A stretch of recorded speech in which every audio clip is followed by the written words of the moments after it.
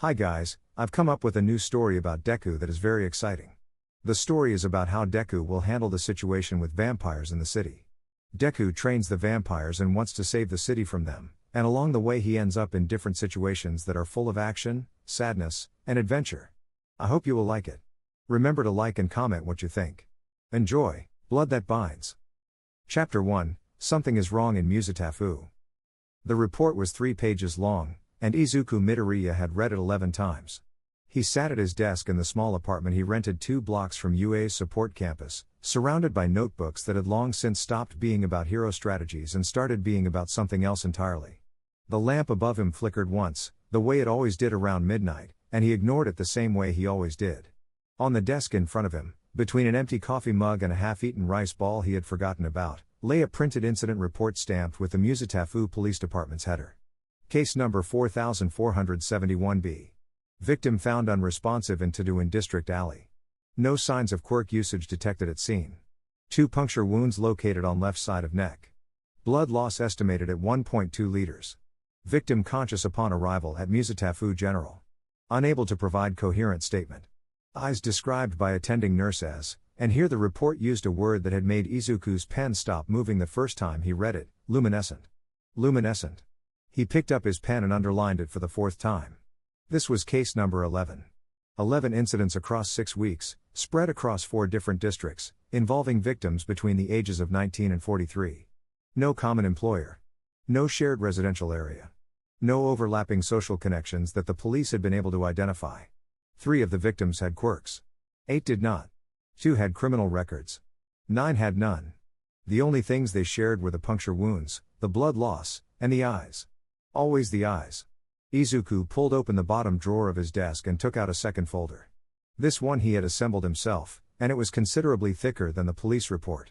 Inside were photographs he had taken on his phone during late-night patrols over the past month, printed at the convenience store 2 streets over. Grainy images of figures standing too still in darkened doorways. A man on a rooftop at 3 in the morning, looking at the city below him with his head tilted at an angle that suggested he was listening to something Izuku could not hear. A woman in the Dagaba district standing knee-deep in the canal, perfectly motionless, staring at her own reflection with an expression that looked less like contemplation and more like she had forgotten what she was. He had tried to approach her that night. By the time he had descended from the bridge above, she was gone. No footprints in the mud. No ripples in the water. Izuku closed the folder and leaned back in his chair, pressing the heels of his hands against his eyes. He was 22 years old. He had been a licensed pro hero for 14 months, operating under the agency name Might Successor, a name he had chosen himself and immediately felt embarrassed about, though everyone around him seemed to think it was fitting. His approval ratings were good. His capture rate was above average. He had been featured in 3 hero magazines and had politely declined interviews for 2 of them. None of that felt particularly relevant right now. What felt relevant was the question he had been sitting with for 6 weeks, turning it over the way you turn a stone in your hand, feeling its edges and its weight. The question was not what are these people? He had arrived at an answer to that question on week 3, and it had taken him another 2 weeks to fully accept it, because accepting it meant accepting that the world was larger and stranger and more dangerous than even the society of quirks had prepared him for. The question was, what do I do about it? He left the apartment at 1:15 in the morning. The city at that hour had a specific quality that Izuku had come to know well over the past year and a half of late patrols. Musetafu never went fully quiet. There were always convenience stores lit up like lanterns, always a handful of people moving between them, always the distant sound of trains running their last routes. But the texture of the city changed after midnight. The crowds thinned to individuals. The noise dropped to a frequency that felt less like sound and more like pressure. The shadows between buildings grew longer and more deliberate, as if the city itself was breathing differently. He moved in his civilian clothes, dark jacket, plain trousers, hood up. He had learned quickly that a hero suit at 1 in the morning attracted attention of the wrong kind, and what he was doing on these nights was not, strictly speaking, official hero work. He had not filed any of it. He had not mentioned it to his agency supervisor, a methodical man named Hagawara who would have responded to the word vampire with the kind of long silence that preceded either deep concern or immediate psychiatric referral. Izuku took the rooftop route from his apartment to the Naruhata border, which took him 20 minutes at a relaxed pace and gave him a clean view of the streets below. He was not looking for anything specific tonight. He rarely was, in the beginning. He had learned that the most useful thing he could do on these nights was simply to be present and to pay attention, the way All Might had once told him that the first skill of heroism was not strength but observation. You cannot save what you cannot see, my boy. He crouched at the edge of a roof above a convenience store and watched the street below. For a long time, nothing happened. A couple walked past arguing quietly about something domestic and unimportant. A delivery cyclist came and went. A cat sat on a mailbox and regarded the world with the total indifference that only cats could genuinely achieve. Then he saw the boy. He was sitting on the steps of a shuttered dry cleaning shop across the street, and the reason Izuku noticed him was not his appearance but his stillness. He was perhaps 17 or 18, dressed in a school uniform that seemed wrong for the hour and the season, the jacket too thin for the autumn cold, the collar open. He was sitting with his elbows on his knees and his head bowed, and he had not moved in the 4 minutes since Izuku had first registered his presence. Not a shift of weight. Not a lift of the head. Not the small continuous adjustments that human bodies make without thinking, the unconscious proof of life that Izuku had learned to notice in the same way he had learned to notice structural weaknesses in buildings. He was too still. Izuku descended from the roof using the fire escape on the building's far side, moving quietly, and came around the corner to approach the boy from the front. He kept his hands visible and his pace unhurried. He had made the mistake of approaching quickly once, in week 4, and the person had been gone before he crossed the street, not run away, not walked away, simply gone, as if the space they had occupied had quietly closed around their absence. He stopped a few meters away. "Hey," he said quietly. "It's cold to be sitting outside." The boy's head came up slowly. His face was ordinary, round, young, the kind of face that would have been unremarkable in any UA classroom. But his eyes, when they found Izuku's, were wrong. Not wrong in a threatening way, not at first. Wrong in the way that a familiar song played in the wrong key is wrong, recognizable and deeply unsettling in equal measure. They were dark, and somewhere in the darkness there was a quality of light that did not come from the convenience store across the street. "I don't feel the cold," the boy said. His voice was flat, not hostile, just emptied of the normal social performance of speech. "I didn't notice I was outside." Izuku crouched down so their eye levels matched. "How long have you been sitting here?" A pause. The boy seemed to consider this question as if it were more complex than it appeared. "I'm not sure," he said. "I remember walking home from school." He stopped. "That was yesterday." Izuku kept his expression neutral, though something moved behind his sternum. "Yesterday." The boy had been sitting on these steps for at least several hours, possibly longer, and had experienced it as a brief pause in his walk home. "What's your name?" Izuku asked. "Kenji," the boy said. "Kenji Hiramoto." "Kenji. My name is Izuku. I'm a hero. I'm not going to hurt you, and I'm not going to call the police. I just want to ask you a few questions, if that's all right." The boy, Kenji, looked at him for a long moment. Something moved in his face, something that looked like the memory of an emotion rather than the emotion itself. "Something happened to me," Kenji said quietly. "I don't know what. I feel," he lifted one hand and looked at it as if he had never seen it before. "I feel different.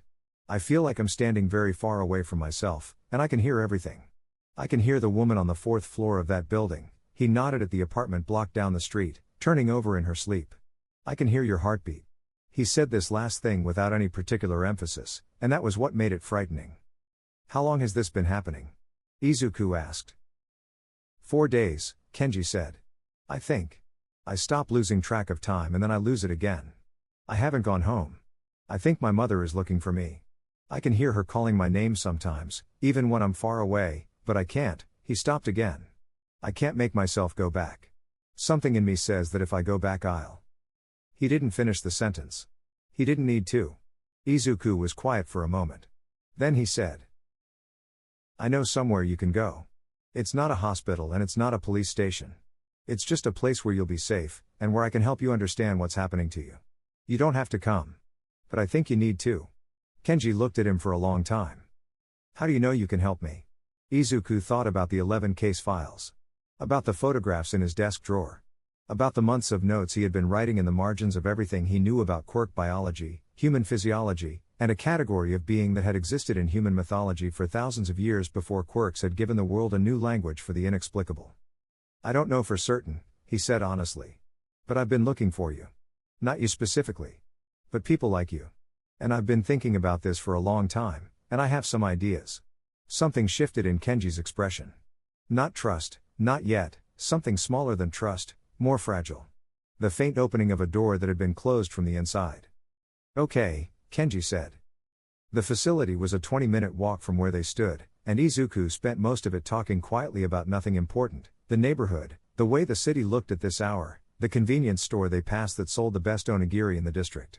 He had learned, with the others, that the transition from isolation to company was difficult for them in ways that were hard to predict, and that the easiest thing was to fill the space with ordinary sound, to remind them that ordinary things still existed.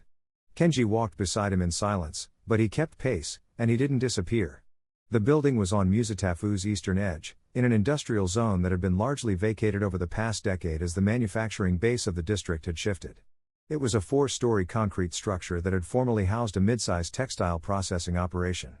Izuku had found it through a property database search 6 weeks ago and had spent 4 days talking the owner, an elderly man named Kobayashi who seemed primarily motivated by a desire not to deal with the building anymore, into a rental agreement at a rate that consumed nearly a third of Izuku's monthly hero salary. He had spent the 2 weeks after that cleaning, repairing, and quietly furnishing 2 of the 4 floors with whatever he could afford. It was not comfortable by any conventional measure, but it was warm, it was structurally sound, and it had, crucially, no windows on the ground floor, something he had come to understand mattered. He stopped outside the reinforced door and looked at Kenji. "There are 4 others inside," he said. "They're all in similar situations to yours. None of them are dangerous, they've all agreed to certain rules, and they've been managing well. I want to introduce you slowly, if that's all right. You don't have to interact with anyone tonight if you don't want to." "Rules," Kenji repeated. 3 of them, Izuku said. "No one leaves the building between dusk and midnight without telling me where they're going. No contact with your previous life until we understand your situation better, not to protect me, but to protect the people you care about. And no feeding." He said the last 2 words carefully, without emphasis, the way you say a difficult thing when you have had enough practice at it to have worn the discomfort smooth. Kenji was quiet for a moment. "I haven't," he said finally. "Fed. I don't, the hunger is there, but I haven't." "I know," Izuku said. "That's part of why I approached you. You've been sitting on those steps for hours instead of acting on it. That takes something. That takes a choice." He unlocked the door. Inside, the ground floor was dim and quiet. Izuku had installed low wattage lighting along the baseboards, enough to navigate by, not enough to hurt. The space was large and mostly open, with a cluster of second-hand furniture arranged near the far wall, and a folding table against the right side that held a collection of supplies he had been assembling for 3 weeks: bottled water, packaged food, medical equipment, and a row of glass containers sealed with wax stoppers that held something dark and liquid. He had sourced the blood from a veterinary blood bank whose manager, after a carefully constructed story about a rare medical research project, had agreed to supply him with animal blood on a weekly basis. It was not a permanent solution. He did not know yet what a permanent solution looked like. But it had kept the hunger manageable for the 4 who were already here, and manageable was, for now, enough. A figure appeared in the doorway at the far end of the room. She was a young woman, early 20s, with close-cropped hair and the particular watchful stillness that Izuku had come to recognize in all of them, the quality of paying attention to everything simultaneously that human beings simply did not possess. Her name was Rei Yamashiro. She had been the second person Izuku had found, 3 weeks ago, curled behind a dumpster in the Dagaba district with no memory of how she had gotten there and a terror in her eyes so raw that it had taken him 2 full hours of sitting on the wet ground beside her before she had agreed to stand up. She looked at Kenji for a long moment. Something passed between them, a recognition that Izuku could not fully read, something that existed in a register he could not access. Then Rei said, quietly, "You found another one." "His name is Kenji," Izuku said. "He's been alone for 4 days." Rei looked at Kenji for another moment, and then something in her face softened, not warmly, not the way human faces soften, but in a way that suggested she remembered what warmth had felt like. 4 days is a long time to be alone with this," she said. Kenji looked at her. Then, for the first time since Izuku had found him on the steps, some of the rigid emptiness in his expression gave way to something underneath it. Something that looked, if you knew what to look for, like enormous relief. "Yeah," he said quietly. "It is." Izuku left them in the common space and climbed to the 3rd floor, which he had designated as his own workspace. It was the floor that would have looked most alarming to an outside observer, walls covered in notes and photographs and printed case files, connected by colored string in the way that people in films connected evidence and that Izuku had initially felt self-conscious about before deciding that it was genuinely the most useful organizational method he had found. He sat down at the desk he had moved up here last week and opened his notebook to a fresh page. Subject 5, Kenji Hiramoto. Approximately 17 to 18 years. Transformation duration, approximately 4 days.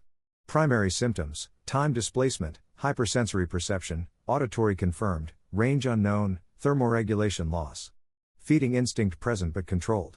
No aggressive behavior observed. Emotional effect, flattened but responsive. He paused, pen hovering. He heard my heartbeat. He had been careful, in these early weeks, not to let himself feel too much about what he was doing. Feeling too much would have slowed him down, and there were people in this building who could not afford for him to slow down. But sometimes, in the small hours of the morning, sitting in this room surrounded by the evidence of something the world had not yet been asked to understand, he let himself feel the full weight of it. 5 people in the building below him who had gone to sleep as one thing and woken up as another. 5 people who had not asked for this, who had done nothing to deserve it, who had, as far as Izuku could tell, been transformed by a process he did not yet understand through a mechanism he had not yet identified. 5 people who were managing, somehow, to remain themselves despite the fact that something fundamental about themselves had changed. He thought about what Kenji had said on the steps. I can make myself go back. Something in me says that if I go back I'll. He had not finished the sentence. But Izuku had finished it in his own mind, and the ending was the thing he thought about most in these hours. Not the danger of it, though the danger was real. The loneliness of it. The specific, terrible loneliness of standing at the edge of your own life and knowing that you could not cross back into it without risking everything you loved. He understood that feeling better than most people would have expected. He wrote in his notebook for another hour, filling 4 pages with observations, questions, and the beginnings of a classification system for the different types he had encountered so far. The differences between them were subtle but consistent, and he had begun to suspect that they were not random, that there was a structure to this, a logic, a language that he had not yet learned to read but that existed and could be learned. At 3:40 in the morning, he heard the building settle around him, the soft sounds of the others moving through their spaces, the particular silence of beings who had been human long enough to still observe the courtesies of quiet. He listened to it for a moment, his pen still. Then he turned to a new page and wrote at the top, in letters larger than his usual hand. What created them? And below it? Who else knows? He stared at the 2 questions for a long time. Outside, Musitafu continued its patient, complicated breathing. Somewhere in the city, Izuku knew with a certainty he could not fully justify, there were more of them. More people sitting on steps in the cold, or standing in canals, or walking home from a yesterday that had not ended. More people who did not know what was happening to them and had no one to tell. He closed the notebook, turned off the lamp, and sat in the dark for a while, thinking. Then he picked up his pen, turned the lamp back on, and kept working. End of Chapter 1, Blood That Binds. Chapter 2, The Weight of 5. Izuku did not sleep that night. This was not unusual. Sleep had become a negotiation over the past 6 weeks, something he approached carefully, offered limited hours to, and frequently lost arguments with. His body would lie down and his mind would continue moving, turning over case files and half-formed theories and the faces of the people downstairs, arranging and rearranging them the way you arrange pieces of a puzzle when you are not yet sure what the finished image is supposed to look like. He lay on the narrow cot he had set up in the corner of the 3rd-floor workspace and stared at the ceiling and thought about Kenji Hiramoto sitting on those steps. 4 days, he thought. Alone for 4 days with something like that happening to him, and he didn't hurt anyone. He turned onto his side. That matters. That has to mean something. He had been thinking about this since the beginning, the question of choice, of will, of what it meant that every single person he had found so far had been struggling against their instincts rather than surrendering to them. A simpler version of himself, the version that had existed before these 6 weeks, might have assumed that transformation meant loss of self. That if something fundamental changed in a person's biology, the person would change with it entirely, become something new and unrecognizable, shed their previous identity the way a snake sheds its skin. But that was not what he was seeing. What he was seeing was people. Frightened, disoriented, fundamentally altered people, but people. People who still remembered their names and their families and the specific texture of their lives before. People who felt the hunger and chose, again and again, not to act on it. People who were, in the truest sense of the word he had grown up learning to understand, fighting. If they can fight it, he thought, then there's something worth protecting in there. There's a self worth saving. He sat up. Which means the question isn't whether to help them. The question was never whether to help them. The question is how. At 5 in the morning he gave up on sleep entirely, pulled on a fresh shirt, and went downstairs. The ground floor was quiet but not empty. This had surprised him at first. He had expected the others to sleep during the day and be active at night, the way the mythology suggested. The reality was more complicated and more individual than that. Some of them kept roughly human schedules, sleeping at night and moving through the building during the day with the careful, contained energy of people who had learned to exist in a limited space. Others seemed to have lost the need for sleep almost entirely, or to have replaced it with something else, long periods of deep stillness that looked like sleep but from which they could emerge instantly, fully alert, without the groggy transition that humans required. Rei was one of the latter. She was sitting at the folding table when Izuku came downstairs, her hands wrapped around a mug of something that was not coffee. She had explained, 2 weeks ago, that the smell of coffee now hit her with a physical force that she found unpleasant, and Izuku had quietly moved his coffee-making operation to the third floor. The mug contained warm water with something dissolved in it, a mixture she had developed herself over the past week that she said helped with the hunger. Izuku had made a note of the composition and filed it under coping mechanisms, individual. She looked up when he appeared at the bottom of the stairs. "You didn't sleep," she said. It was not a question. "Not much," Izuku admitted. He pulled out the chair across from her and sat down. "How's Kenji?" Rei's eyes moved briefly to the door at the far end of the room, behind which Izuku had set up a small private space for new arrivals. "He's still awake," she said. "I can hear him moving. Small movements. He's sitting against the wall, I think." "Is he okay?" "He's processing," Rei said. She considered the word for a moment, as if testing its weight. "That's what the first nights are like, I think. You sit in the new version of yourself and you take inventory. You go through everything and check what's still there and what isn't." She paused. "It takes a while." Izuku looked at her. In the low light of the ground floor she looked both very young and very old simultaneously, her face the face of a woman in her early 20s and her eyes something else entirely, something that had been looking at the world for longer than 20 years without quite being able to explain what it had seen. "When you went through that," he said carefully. "The inventory. What did you find?" Rei was quiet for a moment. She turned the mug slowly in her hands. "More than I expected," she said finally. "I thought, when I first understood what had happened to me, I thought I would open myself up and find that everything human had been scooped out. That I would be empty inside in a way that matched the emptiness I felt on the outside." She looked at the table. "But it wasn't like that. Everything was still there. Every memory, every feeling, every embarrassing thing I'd ever said to someone I liked, every song I knew all the words to, every stupid argument I'd had with my mother about the dishes. All of it." She half smiled, and the expression was strange on her face, slightly misaligned, like a familiar song in an unfamiliar key. The hunger was there too. Right alongside everything else. Not replacing it. Just added. Izuku absorbed this. He picked up his pen from where he'd left it on the table the night before and turned it in his fingers without writing anything. "That's important," he said. "The fact that it's additive rather than substitutive." "You're doing the notebook thing in your head," Rei said, not unkindly. "I'm always doing the notebook thing in my head." "I know." She looked at him. "Can I ask you something?" "Of course." "Why are you doing this?" Izuku looked up from the pen. "What do you mean?" "I mean," Rei set down the mug and folded her hands on the table, and the gesture was so ordinary, so human, so completely at odds with what she was, that it made something ache quietly in Izuku's chest. "You're a hero. A licensed, operating, above-average rated pro-hero with a career and an agency and presumably a life that exists outside of this building.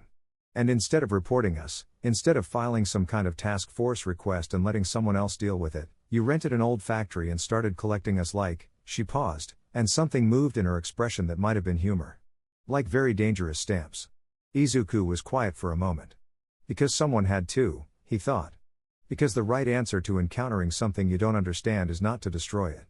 Because All Might taught me that heroism isn't about strength, it's about the choice you make when you see someone who needs help and you could, technically, walk away. Because I know what it feels like to be told that something about you makes you less than human. I know what it feels like to be looked at by a world that has already decided what you are before you've had the chance to show it who you want to be. He didn't say any of that. Instead he said, "Because you needed somewhere to go. And nobody else was building it." Rei looked at him for a long moment. "That's either the most heroic thing I've ever heard," she said, "or the most reckless. Can it be both?" Something in her expression shifted. The smile this time was smaller and more genuine, less misaligned. "Yeah," she said. "I suppose it can." The others came awake gradually, in their own time, in their own ways. Haru was first. He was always first, moving through his mornings with an energy that had startled Izuku when he first arrived and now simply seemed to be who he was. He was 26, a former construction worker from the Naruhata district, broad-shouldered and practical, with the kind of face that defaulted to problem-solving rather than panic. Of all the five, he had adapted most visibly to his new situation, not because he was less affected than the others, but because his response to difficulty had always been to find the next task and do it. He came downstairs, assessed the situation, Izuku awake, Rei at the table, one new arrival behind a closed door, and immediately began doing something useful, which in this case meant reorganizing the supply shelf that Izuku had let fall into a state of moderate chaos over the past week. New one came in last night, he said. It was not quite a question. Kenji, Izuku said. 17 or 18. About 4 days in. Haru nodded, reaching past Izuku to move a box of medical supplies from the wrong shelf to the right one. I heard you come in. Didn't want to crowd the doorway. He glanced at the closed door. He doing okay? Rei says he's processing. Processing, Haru repeated. He seemed to consider the word with the same practical assessment he applied to everything. I remember that. Sitting in that room you put me in and just going through it. Like defragging a hard drive, kind of. He paused, a package of gauze in one hand. Is that weird to say? No, Izuku said. Actually, that's a useful description. Can I use it? Sure. He slotted the gauze into place. You're going to put it in the notebook, aren't you? I'm always going to put it in the notebook. That notebook is going to get you in trouble someday. It's already getting me in trouble, Izuku thought. I just haven't fully reckoned with that yet. Sora came down at 7, which was late for her. She was 19 and had been the third person Izuku had found, in a park in the Shinjuku adjacent district, sitting in the top branches of a large tree with her knees drawn up and an expression on her face that had suggested she was not entirely sure how she had gotten there. She was slight and quiet, with a quality of fading into the edges of a room that Izuku suspected had been a personality trait before her transformation and had simply been amplified afterward. She padded downstairs in socks and looked at the assembled group with the blinking, careful attention of someone who was always slightly surprised to find that other people existed. It smells different, she said. New person, Haru said. Kenji. About your age. Sora's eyes moved to the closed door. Is he scared? Probably, Izuku said. I was really scared, Sora said thoughtfully. I kept thinking I was going to hurt my little brother. I kept thinking I was going to go home and he was going to come running down the hallway to hug me and I was going to. She stopped. She pulled at the sleeve of her sweater. I still think about that sometimes. You haven't, Izuku said gently. You've been here for 3 weeks and you haven't once. I know, Sora said. But thinking about it and doing it aren't the same thing. The thought still comes. That's what I mean. She looked at him with the direct, unornamented honesty that he had come to recognize as characteristic of her. Does that ever stop? I don't know, he thought.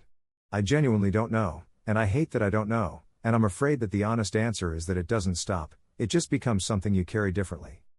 I think it gets quieter, he said.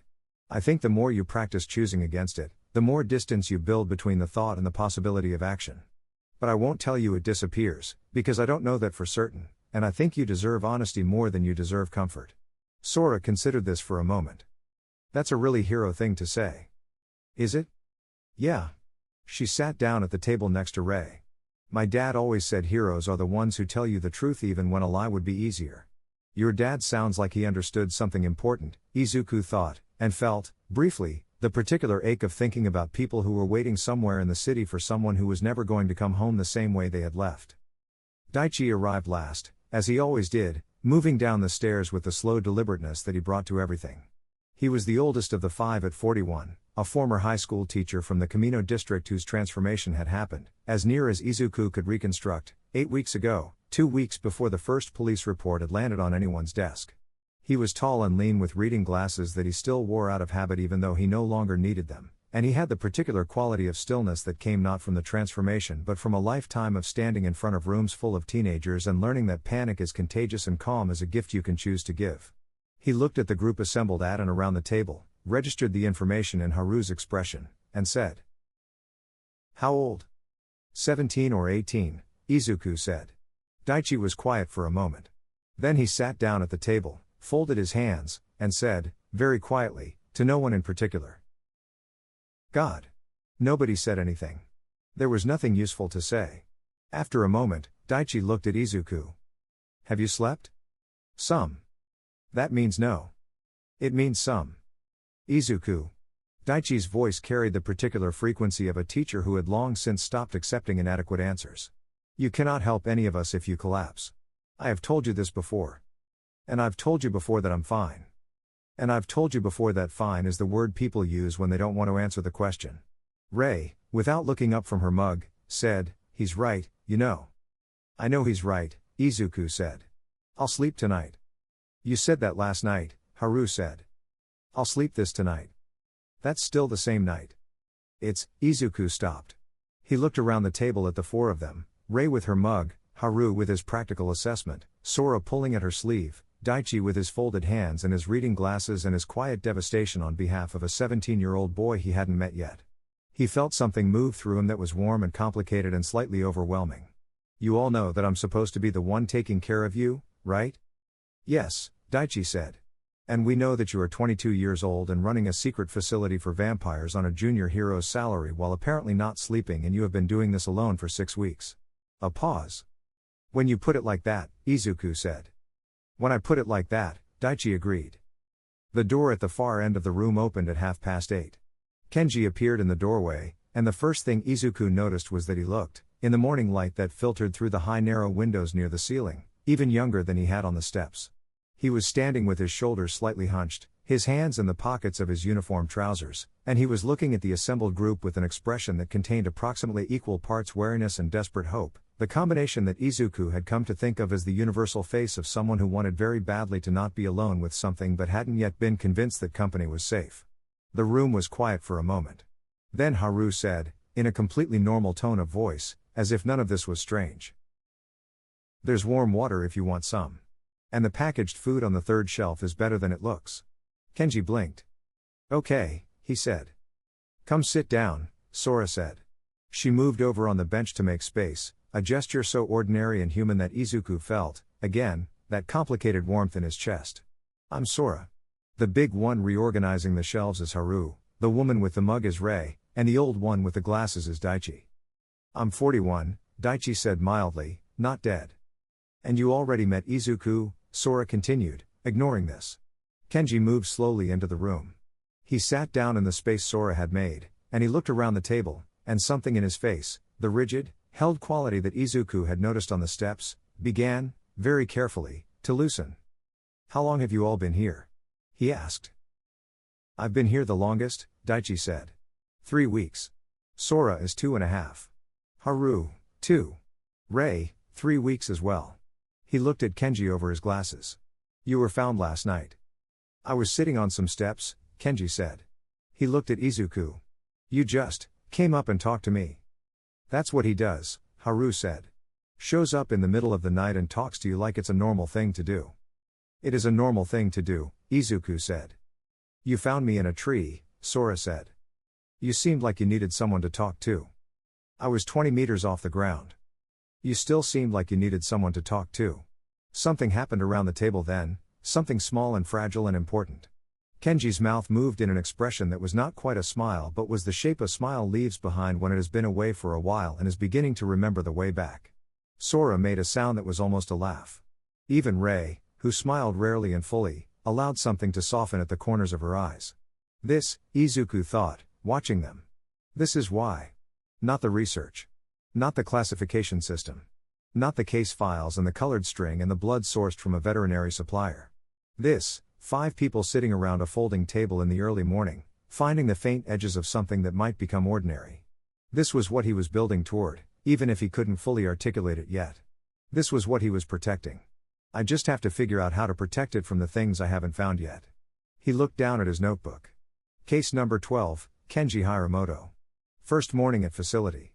Effect, cautious, beginning to engage. Group integration, early but promising. He paused, then added, in smaller letters beneath. Remember why you're doing this.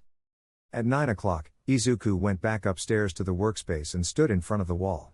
The wall had begun, 6 weeks ago, as a single printed map of Musutafu with 5 red pins marking the locations where he had found or encountered evidence of the transformed. It was no longer just a map. It had grown outward in both directions, backward into research and theory, forward into questions he didn't yet have the tools to answer, until it covered most of the available wall space and had begun to migrate onto the adjacent surface. 11 incident reports. 12 confirmed individuals, including Kenji. Photographs. Biological notes from his observations of the 5 in the facility, careful and incomplete. A hand-drawn classification system that he had revised 4 times and was already beginning to suspect would need a 5th revision, because the differences between the 5 were more complex and more interesting than any of the categories he had initially proposed. He stood in front of it and thought about what Daichi had said at the table. "You cannot help any of us if you collapse." "I know," he thought. "I know that. And I also know that there are more of them out there, and that whatever is creating them is still creating them, and that the police don't know what they're looking at and the hero agencies don't know it exists, and I am the only person who has connected enough of these data points to understand that this is a pattern and not a series of isolated incidents. I know I need to sleep. I know I need help. I know this is too large for one person. I just don't know yet who I can tell." He traced one finger along the map, from the Taduin district to the Dagobah district to the Naruhata border, following the rough geographic spread of the incidents over time. There was something in the pattern, a directionality, almost, a slow movement from one part of the city toward another that he had begun to notice 2 weeks ago and had not yet been able to interpret. Not random, he thought. Nothing about this is random. He picked up a pen and added a new pin to the map. The location of the steps where he had found Kenji last night. He stepped back and looked at the full picture. 12 people, he thought. 12 people that I know of. He paused. How many that I don't? The question sat in the room with him, heavy and unanswered, while downstairs the sounds of 5 people moving through a morning continued, quiet voices, the scrape of a chair, the particular silence of beings learning, slowly and carefully, how to exist alongside each other. Outside, Musitafu was fully awake now. He could hear it through the high windows, traffic, voices, the layered sound of a city that did not yet know what was moving through it. Not yet, he thought. But it will. He looked at the wall for a long time. Then he opened his notebook, turned to a fresh page, and began to write. End of Chapter 2. Blood That Binds. Chapter 3, What They Are. The classification system had 5 categories. Izuku had built it over 4 weeks of careful observation, working from the kinds of notes he used to take about hero quirks, systematic, detailed, cross-referenced, applied to something that had no existing framework, no academic literature, no precedent in anything he had studied at UA. He had given the categories neutral designations because he had not yet found names that felt accurate, and he had learned early in his hero career that naming something before you understood it was a way of closing doors before you had seen what was behind them. Category 1, Sensory Dominant. Elevated perception across all sensory channels, with particular emphasis on hearing and smell. Heightened awareness of biological signals, heartbeat, blood pressure, body temperature, in other living beings. Feeding instinct primarily triggered by proximity and sound rather than sight. Category 2, Physical Dominant. Enhanced strength, speed, and structural density. Accelerated healing. Reduced sensitivity to pain. Feeding instinct primarily triggered by physical exertion and adrenaline, their own or others. Category 3, Cognitive Dominant. Elevated processing speed and pattern recognition. Some subjects demonstrated early indications of low-level influence over the emotional states of others in close proximity, not control. Nothing is defined as control, but a subtle pressure, a kind of atmospheric suggestion that Izuku had noticed twice now and was not yet sure how to classify. Feeding instinct primarily triggered by emotional intensity. Category 4, Environmental Dominant. Relationship with physical space, the ability to move through it differently, to interact with its surfaces and boundaries in ways that standard physics should have prevented. Ray's ability to pass through solid walls fell here, though it was intermittent and seemingly tied to factors he hadn't fully identified yet. Category 5, Unknown. A holding category, which he was aware was not a real category, for characteristics and behaviors that did not map onto the first 4. Daichi belonged here, and it bothered him. He stood at the wall and looked at the chart he had drawn connecting the 5 residents of the facility to their respective categories, and then looked at the blank space below, and thought about how many more categories there might be that he hadn't encountered yet. You're building a taxonomy of something you don't understand, he thought, based on a sample size of 5, without any comparative literature, without any peer review, without anyone to tell you whether you're asking the right questions. He paused. All Might would probably have something useful to say about this. He pushed the thought away. He was not ready for that conversation. He didn't know when he would be ready for that conversation, or if ready was even the right concept. It was possible that the conversation simply needed to happen before he felt prepared for it, the way most important conversations did. He turned away from the wall and went downstairs. Kenji was sitting on the floor.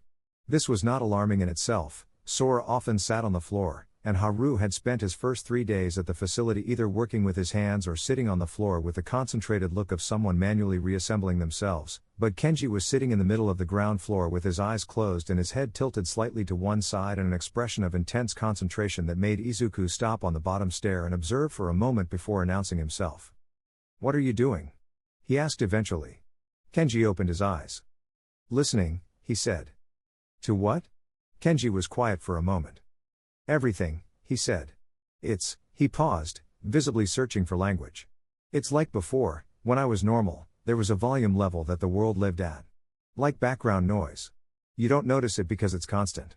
It's just the level things are at." He looked at the floor, then back up at Izuku. "Now it's like someone turned every individual frequency up separately. I can hear the traffic 3 streets over and I can hear Sora's heartbeat from the other room and I can hear the pipes in the walls and the..." He stopped. "It's a lot." Izuku came off the stairs and sat cross-legged on the floor facing him. He opened his notebook. "Does any one frequency override the others?" he asked, "or is it consistent across all of them?" Kenji looked at the notebook, then at Izuku. "You're going to write down everything I say, aren't you? If that's all right. Does everyone get the notebook treatment?" "Everyone," Izuku confirmed. "It's not," he searched for the right framing. "It's not about treating you like a subject. It's about understanding what's happening well enough to actually help. Right now I'm working with almost no information. Every observation matters." Kenji studied him for a moment. He had the particular evaluating gaze that Izuku had noticed in the others, the quality of attention that saw more than it appeared to, that processed multiple levels of information simultaneously. It was one of the things they all shared regardless of category, this way of looking that felt less like being seen and more like being read. "Okay," Kenji said. "To answer your question, it's not consistent. Biological sounds are louder than mechanical ones. Heartbeats especially." He shifted slightly, and something in his expression tightened for just a moment before he controlled it. "Yours is very loud right now." Izuku kept his pen moving. "Does that trigger anything?" A pause. The pause itself was information. "It pulls," Kenji said carefully. "Like a current in water. It pulls in a direction. But I can stand in the current without being carried by it. So far." "So far," Izuku repeated, writing it down. "That's honest, isn't it?" Kenji looked at him. "You said last night you'd rather be honest than comforting." "I did. So I'm being honest back. It pulls. And I don't know how long I can stand in the current. I don't know what happens if I get tired." He met Izuku's eyes directly. "That's what I was sitting here thinking about. Not just listening. Thinking about what happens when I get tired." "Good," Izuku thought immediately, and then caught himself, because good was not the right word for what he actually meant. What he meant was, the fact that you're thinking about this rather than avoiding it means you're taking it seriously, means you understand the stakes, means you're engaging with the difficulty of your situation rather than pretending it doesn't exist. What he meant was, that kind of honesty is harder than it looks, and I have enormous respect for it. "That's important to think about," he said. "And I want to help you build structures for it. Not just willpower runs out, and relying on it entirely isn't a plan, it's a gamble. I mean actual practical structures. Routines. Alternatives." He gestured toward the shelf with the sealed glass containers. "The blood supply isn't a perfect solution, but it reduces the intensity of the hunger significantly for most people here. And we're working on." "Does it actually work?" Kenji interrupted. "The animal blood. For Haru and Sora, yes. For Rei, partially. Daichi," he paused. "Daichi is more complicated." "Why?" Izuku set down his pen. "Because Daichi doesn't fit the categories I've built yet. His response to the hunger is different, his physical changes are different, there are things about him that don't map onto what I've observed in the others, and I don't yet know if that's because my categories are wrong or because he's something different." Kenji processed this. How does Daichi feel about being something different? He feels, Izuku thought, the way you feel when you've spent 41 years understanding who you are and then something happens that removes all that understanding and you have to begin again from a position of complete uncertainty, at an age when rebuilding from scratch is not something anyone should have to do. "He's managing," Izuku said. "That's a non-answer." "Yeah," Izuku admitted. "It is. I'm still learning when to share information and when it belongs to someone else to share." Kenji seemed to accept this. He looked at the sealed containers on the shelf. "Can I try it?" He asked, "The blood." "That's actually what I came down to talk to you about this morning," Izuku said. "But I wanted to talk through some things first." Haru appeared from the back hallway, assessed the situation with his customary efficiency, and sat down on the floor with them without being asked. This was entirely characteristic of him. Haru had a quality of simply placing himself wherever he was needed, without announcement or ceremony, that Izuku had found both enormously useful and occasionally startling in the first week. "Kenji asking about the blood?" Haru said.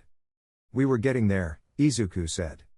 "I can tell you what it's like," Haru offered to Kenji. He pulled his knees up and rested his forearms on them. "First time I tried it I was convinced it wasn't going to work. I thought it would be like, you know when you're really hungry and someone offers you something that isn't what you actually want? I thought it would just make things worse." "Did it?" Kenji asked. "No." Haru considered how to describe it. "It's not the same as, it doesn't feel like the same thing. The hunger is for something specific, and this isn't that specific thing. But it's like, you ever been so thirsty that your throat hurts, and then you drink something that isn't water but it's still liquid, and your body just accepts it? Because it needs something and something is better than nothing?" "Yeah," Kenji said slowly. "It's like that." It turns the volume down. He gestured at his own head. Everything gets a little quieter. Easier to think. Easier to be in a room with people without. He made a small gesture that encompassed everything his sentence wasn't saying. Kenji nodded slowly. "Okay," he said. "Yeah. I want to try it." The process was simple and deliberately undramatic. Izuku had thought carefully, in the early days, about how to present it, aware that the act of consuming blood was one that carried enormous psychological weight, that whatever a person felt about it in the abstract would become more complicated and more personal the moment it became real and immediate. He had decided that the best approach was to treat it as practically as possible. Not to minimize it, but to normalize it, to make it a logistical matter rather than a symbolic one. He poured a measured amount into a plain ceramic mug. He set it on the table. Kenji sat across from him. Haru sat nearby but not too near. Rei had appeared quietly from somewhere and taken up a position near the wall, not watching directly, but present, the way the others were always present for these first-time moments, a quiet background of company that said you are not alone in this. "There's no right way to feel about it," Izuku said. "Some people feel relief. Some feel grief. Some feel nothing in particular. All of those are fine." Kenji looked at the mug. "What if I feel like I want more? Then we talk about that. Honestly and without judgment." He met Kenji's eyes. "Nothing that happens in this building leaves it without your permission. Nothing you say to me gets used against you. What I need from you is honesty, and what I offer in return is the same." Kenji looked at the mug for another moment. Then he picked it up, and drank. The change was immediate and visible. Not dramatic, not the way transformation looked in films, all convulsion and bright light, but quiet and real, like watching tension leave a body that has been braced against something for a long time. Kenji's shoulders dropped half an inch. The line between his eyebrows smoothed. His breathing, which Izuku had not consciously noticed, was shallow, deepened. He set the mug down. He sat for a moment in the new quiet. "Oh," he said softly. "Yeah," Haru said. "That's pretty much what I said too." "I didn't realize how loud it was," Kenji said. He was looking at the table, his voice carrying the particular quality of someone taking stock of something newly absent. "The pulling. I didn't realize how constant it was until it got quieter." "It'll come back," Izuku said honestly. "In a few hours it'll start building again. But now you know the interval, and you know it can be managed. That's not nothing." Kenji looked up at him. "No," he said. "It's not nothing." He looked around the room, at Haru on the floor, at Rei near the wall, at the building with its low light and its supply shelves and its strange, provisional sense of safety. "Can I ask something?" he said. "Always." "The others. The ones out there that you haven't found yet." He paused. "How many do you think there are?" Izuku was quiet for a moment. "I don't know," he thought. That's the honest answer. I don't know, and the not knowing is one of the things that keeps me awake at night, because the 11 case files represent the incidents that were reported, and reported incidents are always a fraction of actual incidents, and if I apply even a conservative multiplier to the numbers I have. "More than I've found," he said. "Are they okay?" The question landed in the room quietly and stayed there. No, Izuku thought. Probably not. Probably most of them are sitting on steps or standing in canals or hiding in places where no one has thought to look for them, alone with something they can't explain and can't escape, with no one building them anything. "Not yet," he said. That's why I need to understand this better. Faster. Kenji nodded slowly. Then he said, very quietly, I want to help. It was Daichi who found Izuku on the third floor at 11 that morning. He climbed the stairs with his characteristic deliberateness and stood in the doorway of the workspace for a moment, taking in the wall with the expression of a man who had long ago made peace with the fact that the world was more complicated than it appeared. Can I come in? He asked.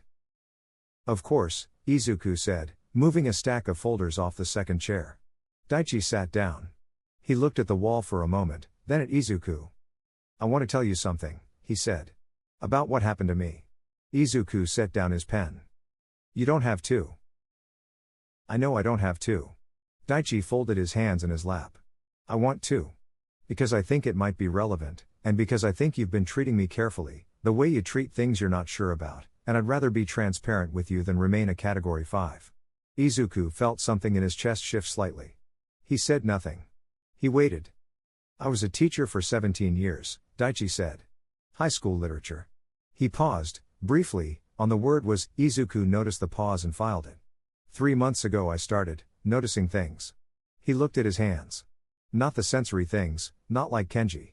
Different things. I started noticing when people were lying. Not guessing, knowing. With a certainty that didn't feel like intuition, it felt like reading text. I'd look at a student and I'd know, with complete clarity, that they were frightened of something at home. I'd look at a colleague and know that they were concealing an anger they'd been carrying for years. He looked up. It was overwhelming. Having 17 years of professional skill at reading people suddenly become literal. When did the physical changes begin? Izuku asked quietly. 4 weeks after the cognitive changes started. Which is different from the others, isn't it? Yes. The hunger came last. 2 weeks ago. And he paused, and something moved in his face that was carefully contained. It's different from what the others describe. When Haru talks about the hunger, it sounds like an appetite. Physical, directional. When I experience it, he stopped. It's not blood I want. The room was very quiet. What is it? Izuku asked. Daichi was silent for a long moment. I don't have a clean word for it, he said finally. The closest I can get is resonance. When I'm near someone who is experiencing something intensely, fear, joy, grief, love, there's a pull. Toward the feeling itself. Not toward the person. Toward what they're carrying. Izuku looked at him. He thought about category 3, cognitive dominant, and the notation he had made about low-level emotional influence. He thought about the way Daichi had, from the very first day, moved through the facility with a quality of presence that affected the atmosphere of every room he entered, calming, steadying, like a barometric change. Not influence, Izuku thought. Absorption. He absorbs. He feeds on emotional states. He wrote nothing. He sat with it for a moment. Does it frighten you? He asked. Profoundly, Daichi said. Because the people I feel that pull toward most strongly are the 4 downstairs. He met Izuku's eyes. And you? Another quiet. Because we're. Because you're all carrying enormous amounts, Daichi said simply. Fear and hope and grief and determination and loneliness. You in particular. He adjusted his glasses, the habitual, unnecessary gesture. You are carrying a remarkable amount of loneliness, Izuku. For someone surrounded by people. Izuku didn't say anything for a moment. Don't, he thought. Don't deflect. He's being honest with you, and you told Kenji this morning that what you offer in return for honesty is the same. I know, he said. I'm not going to act on the pull, Daichi said. I want to be clear about that. But I wanted you to know it exists, because I believe you deserve accurate information about what you brought into this building. He paused. And because I thought you should know that someone in this building sees how much you're carrying. Even if they can't take any of it from you. Izuku looked at the desk. He looked at the wall. He looked at the map with its 12 pins, and the colored string, and the classification system he was already going to have to revise again. 17 years a teacher, he thought. Of course he sees it. Thank you, he said. For telling me. Daichi nodded once. He stood, straightened his jacket with the gesture of a man preparing to re-enter a professional environment, and moved toward the door. Daichi, Izuku said. He stopped. What you described, the cognitive changes first, then physical, then the hunger last. And the nature of the hunger itself. He looked at the wall. I think you might be a different kind. A different kind from the others. Yes. I think there are types I haven't encountered yet. I think the 5 of you might represent 5 different origins. Or lineages. Or, I don't have the right word yet. He looked at Daichi. I think whatever created you might not be the same thing that created the others. Daichi stood in the doorway and regarded him with the evaluating quiet that was so characteristic of him. That's a significant thing to suspect, he said. Yes, Izuku agreed. It is. And what does it mean, if you're right? It means this is larger than I thought, Izuku thought. It means there isn't one source, one event, one thing to find and stop. It means this is a system, maybe an old system, maybe something that has been operating for a long time beneath everything we know, and what I have downstairs is not 5 people who were caught in the same accident. It's 5 people who were caught in 5 different accidents that all lead back to the same place I haven't found yet. It means I need to move faster, Izuku said. Daichi looked at him for a long moment. Sleep first, he said. Then faster. He went downstairs. Izuku turned back to the wall. He stood there for a long time, his eyes moving across the pins and the string and the photographs and the notes, following the lines of connection and inference that he had been building for 6 weeks, until they led him, as they always did, to the same blank space at the center of the map where the answer should have been. What is creating them? Who else knows? He picked up his pen. Below the 2 questions he had written weeks ago, he added a third. How many kinds are there? He stared at it. Then, below that, in smaller letters, the question he had been avoiding since the morning Daichi arrived. And what happens when I find a kind that doesn't want to be helped? The building was quiet around him. Outside, Musetafu moved through its Tuesday morning, indifferent and unknowing, full of people going about the ordinary business of their lives in a city that had no idea what was beginning inside it. Izuku stood at the wall and thought, and the question sat on the page and waited, and somewhere in the city that neither of them could yet see, something that did not want to be found continued, patiently, to move. End of Chapter 3, Blood That Binds. Chapter 4, The Shape of Hunger. The dream came the way it always did. Not with darkness, not with the slow dissolve of consciousness that preceded most dreams, but suddenly, the way a door opens, the way a light switches on, with Izuku standing in a street he recognized and didn't recognize simultaneously, the way places exist in dreams, built from the correct materials in the wrong proportions. It was Musetafu. Or it had been Musetafu once. The street was familiar, the curve of it, the spacing of the buildings, the particular way the light fell between the structures in the early evening, but everything was emptied out. No traffic. No voices. No movement in the windows above. The city was present and absent at the same time, a stage set after the performance has ended, and Izuku stood in the middle of it and felt the silence press against him like something physical. Then he heard the heartbeat. It came from everywhere and nowhere, the way sound behaves in dreams, sourceless and total, filling the empty street with a rhythm that was slightly too slow to be fully human and slightly too loud to be ignored. He turned in a circle, looking for the origin, and found nothing: empty doorways, empty windows, the empty street stretching away in both directions into a fog that had not been there a moment ago. Who's there? He said, or tried to say. His voice came out wrong, too quiet, absorbed immediately by the silence, as if the street were eating it. The heartbeat slowed. And then, at the far end of the street, at the precise boundary where the fog began, something moved. Not toward him, not yet, just a suggestion of presence, a displacement of the gray air that could have been a figure or could have been the fog itself rearranging. But it was looking at him. He knew it was looking at him with the complete, irrational certainty of dreams, the knowledge that arrives without evidence and cannot be argued with. I see you, something said. Or didn't say. The words existed in the space between sound and silence, between sleeping and waking, in a register that his mind received without his ears being involved. I have been watching you build your little shelter. It won't be enough. Izuku woke up. He was at his desk. He had fallen asleep at his desk, which was not a cot but was at least horizontal enough that his body had accepted it without argument, apparently, because the lamp was still on and his notebook was open beneath his cheek and the clock on the wall said 4:17 in the afternoon and he had been asleep for approximately 3 hours. He sat up slowly. His neck ached. There was a faint imprint of notebook spirals on his left cheekbone, which he touched with 2 fingers and noted with the distant, clinical detachment of a person who is not yet fully reattached to consciousness. Dream, he thought. Just a dream. He looked at the notebook page his cheek had been resting on. His own handwriting stared back at him, the notes from his conversation with Daichi that morning, the third question he had added to the wall, the small cramped additions he had made in the margins as thoughts occurred to him. And below all of it, in letters that were slightly larger than his usual hand, something he did not remember writing. How many kinds are there? He stared at it for a moment. I wrote that, he thought. Before I fell asleep. I wrote that. He closed the notebook. Just a dream. He stood up, stretched until something in his back made a sound of protest, and went to the small bathroom at the end of the hall to splash water on his face. In the mirror above the sink he looked at himself with the evaluating honesty he tried to apply to everything. The shadows under his eyes that had been accumulating for 6 weeks, the particular quality of tiredness that had settled into his face, not like exhaustion but like weather, like a climate change rather than a passing condition. You look terrible, he told his reflection. His reflection offered no counterargument. He dried his face and went downstairs. The ground floor had undergone a subtle reorganization in the hours he had been asleep, which was entirely characteristic of what happened when Haru was left unsupervised with a space that had organizational potential. The supply shelves had been fully restructured, medical supplies separated from food supplies separated from the blood containers, everything labeled in Haru's precise block lettering, a system of clear logic imposed on what had previously been a system of approximate intention.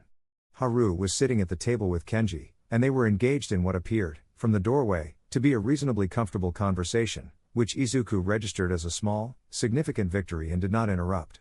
Sora was in the corner she had claimed as her own in the first week, a space between two structural pillars where she had arranged a sleeping bag and a small collection of objects that Izuku recognized as the things she had been carrying when he found her, kept close with the instinct of someone who had learned that the objects you carry are the last geography of a life you can no longer fully inhabit. She was awake, drawing something in a sketchbook that she had asked Izuku to bring her 5 days ago and had been filling steadily ever since. Daichi was absent from the ground floor, which meant he was either in his room or on the second floor, which he had taken to walking in the evenings, slow circuits of the empty space, hands behind his back, with the quality of a man working through something large and difficult in the only way he knew how, which was methodically and on foot. Rei was sitting on the floor near the far wall, in the position of deep stillness that Izuku had initially mistaken for sleep and had learned was something different, a state of suspended attention, fully conscious, that she entered when the sensory input of the world became too much and she needed to reduce her relationship with it to its minimum components. She opened her eyes when Izuku reached the bottom of the stairs. "You slept," she said. She sounded satisfied in a restrained way, the way someone sounds when they have been proven right about something they weren't willing to argue about. 3 hours, Izuku said. That's more than 0. It is technically more than 0. She tilted her head slightly. You dreamed. It was not a question. He looked at her. You can tell? Your heartbeat is different when you come downstairs after dreaming. She paused. I've been paying attention. Of course you have, he thought. Category 1. Sensory dominant. Of course you've been cataloging my heartbeat. It was nothing, he said. Rei looked at him with the evaluating quality that he was increasingly convinced was not something she had developed after her transformation but something she had always possessed, amplified now to a degree that made social pretense somewhat difficult. Okay, she said, in a tone that accepted the answer without endorsing it. He poured himself water, leaned against the supply shelf, and watched Haru and Kenji at the table. They were talking about work, or rather, Haru was talking about work, and Kenji was listening with the focused attention of someone who is grateful to be given something ordinary to think about. Haru was describing a construction project he had been part of before his transformation, a residential tower in the Naruhata district, talking about the specifics of load-bearing calculations and material delivery schedules with the enthusiasm of someone who had genuinely loved what they did. The thing about construction, Haru was saying, is that it's honest. He spread his hands on the table, palms up. You put a thing in the ground and either it holds or it doesn't. There's no ambiguity. He looked at his hands. I used to like that about it. The clarity. What was it like, Kenji asked carefully, when you realized? Haru was quiet for a moment. He turned his hands over, palms down, and looked at the table. I was on a job site, he said. 3rd floor, external scaffolding. Early morning, before the other workers arrived. I'd gone in ahead to check something, I don't even remember what. And I was standing on the scaffold and I realized I could hear the foreman's car in the parking lot 2 blocks away. Not guess, hear. Engine, tire noise on the gravel, the radio he always had on. He paused. And then I realized I could hear my own heartbeat differently. Like it had changed key. Were you scared? Yeah. Haru looked at Kenji directly. I dropped a wrench from 3 floors up because my hands went wrong. Caught it before it hit the ground. He said this flatly, without emphasis, but the implication of the speed required sat in the air between them. That scared me more than the hearing. Kenji nodded slowly. For me it was the cold, he said. I was walking home and I realized I couldn't feel the temperature anymore. Not that I was cold or hot, just that the information wasn't arriving. Like a sense just went offline. What did you do? I sat down on some steps, Kenji said. And I didn't get up again for a day. Yeah, Haru said quietly. Yeah, that tracks. Izuku looked away from them and looked at his notebook, which he had brought downstairs without thinking about it. He opened it to a fresh page. Observation: social bonding between subjects occurring naturally and rapidly. Common experience of transformation creating immediate basis for trust and communication. Consider, is this a psychological effect of shared trauma, or something with a biological component? Do they feel a pull toward each other that is distinct from normal human social instinct? He paused, pen hovering. Ask carefully. Don't make them feel like specimens. He closed the notebook. At 5:30, Daichi came downstairs. He moved through the room with his usual deliberateness, noted the positions of everyone in it, and sat down at the table across from Haru and Kenji. He looked at Izuku for a moment, registered the notebook, and looked away without comment. I want to propose something, he said, to the room in general. Everyone looked at him. Even Sora looked up from her sketchbook. Rei, from her position near the wall, reoriented her attention without moving. We need a structure, Daichi said. Not rules, we have rules. I mean a daily structure. A rhythm. He folded his hands on the table in the way that Izuku had come to associate with him, preparing to make an argument he had already fully assembled. We are all, to varying degrees, struggling with the management of our instincts. And the research on impulse control in human beings, which I recognize we are not entirely, at this point, but which we were, and which our psychological architecture still largely reflects, is consistent on this point. Structure reduces the cognitive load of resistance. If the shape of your day is known and expected, you spend less mental energy navigating it, which means more mental energy available for the things that actually require it. A silence. He's not wrong, Haru said. I know he's not wrong, Izuku said. I've been thinking about something similar. He looked at Daichi. What are you proposing specifically? Morning gathering, Daichi said. Everyone, ground floor, same time each day. Not a meeting, not a debrief, just presence. Shared space. It takes 20 minutes and it establishes the day as a communal thing rather than 5 individuals existing in parallel. He paused. Then individual time for whatever each person needs, rest, movement, thought. Then an evening gathering before dark, for the same reason. And between? Sora asked. She had put down her sketchbook and was regarding Daichi with the direct attention she gave to things she was genuinely considering. Between, Daichi said, I think we each need something to do. He looked around the table. Not to fill time. Because purposeful activity is one of the most effective known regulators of impulse. When you are working towards something, the hunger speaks more quietly. What kind of activity? Kenji asked. That depends on who you are, Daichi said. Haru works with his hands. Sora draws. Rei, he glanced toward the wall, Rei observes, which is its own kind of work. He looked at Kenji. What did you do? Before. Kenji blinked slightly, as if the question had arrived from an unexpected direction. I was studying for university entrance exams, he said. Literature and history. Then study, Daichi said simply. I don't have my books. Izuku will get your books. Izuku started. You go out every night anyway, Daichi said, without looking at him. Adding a stop to a bookshop is not a significant additional burden. Izuku looked at him for a moment. You have been planning this conversation for a while, haven't you? Since this morning, Daichi confirmed. Since he told you about the inventory, Rei said quietly, from the wall. About what? Kenji said, about taking inventory of what's still there. She paused. Giving people something to do with what's still there. That's what this is. Daichi looked at her. Something passed between them, not the pull he had described to Izuku, or not only that, but something more reciprocal, the recognition between two people who process the world similarly. Yes, he said. That's what this is. The room was quiet for a moment. Then Haru said, I'll build shelves. We need more shelves anyway, and I've been looking at that back wall for 2 weeks thinking about what I could do with it. I'll help, Kenji said, and then seemed slightly surprised at himself for saying it. Haru looked at him with his practical, assessing gaze. You ever done construction work? No. Doesn't matter. I'll show you. He pushed back from the table. The physical work helps. Trust me. Izuku went back upstairs at 7. He stood at the wall for a long time, not writing, not moving, Just looking at the full picture of what he had assembled, letting his eyes move across it without directing them, the way you sometimes find things in peripheral vision that direct attention misses. The 12 pins on the map. The lines of connection. The case files.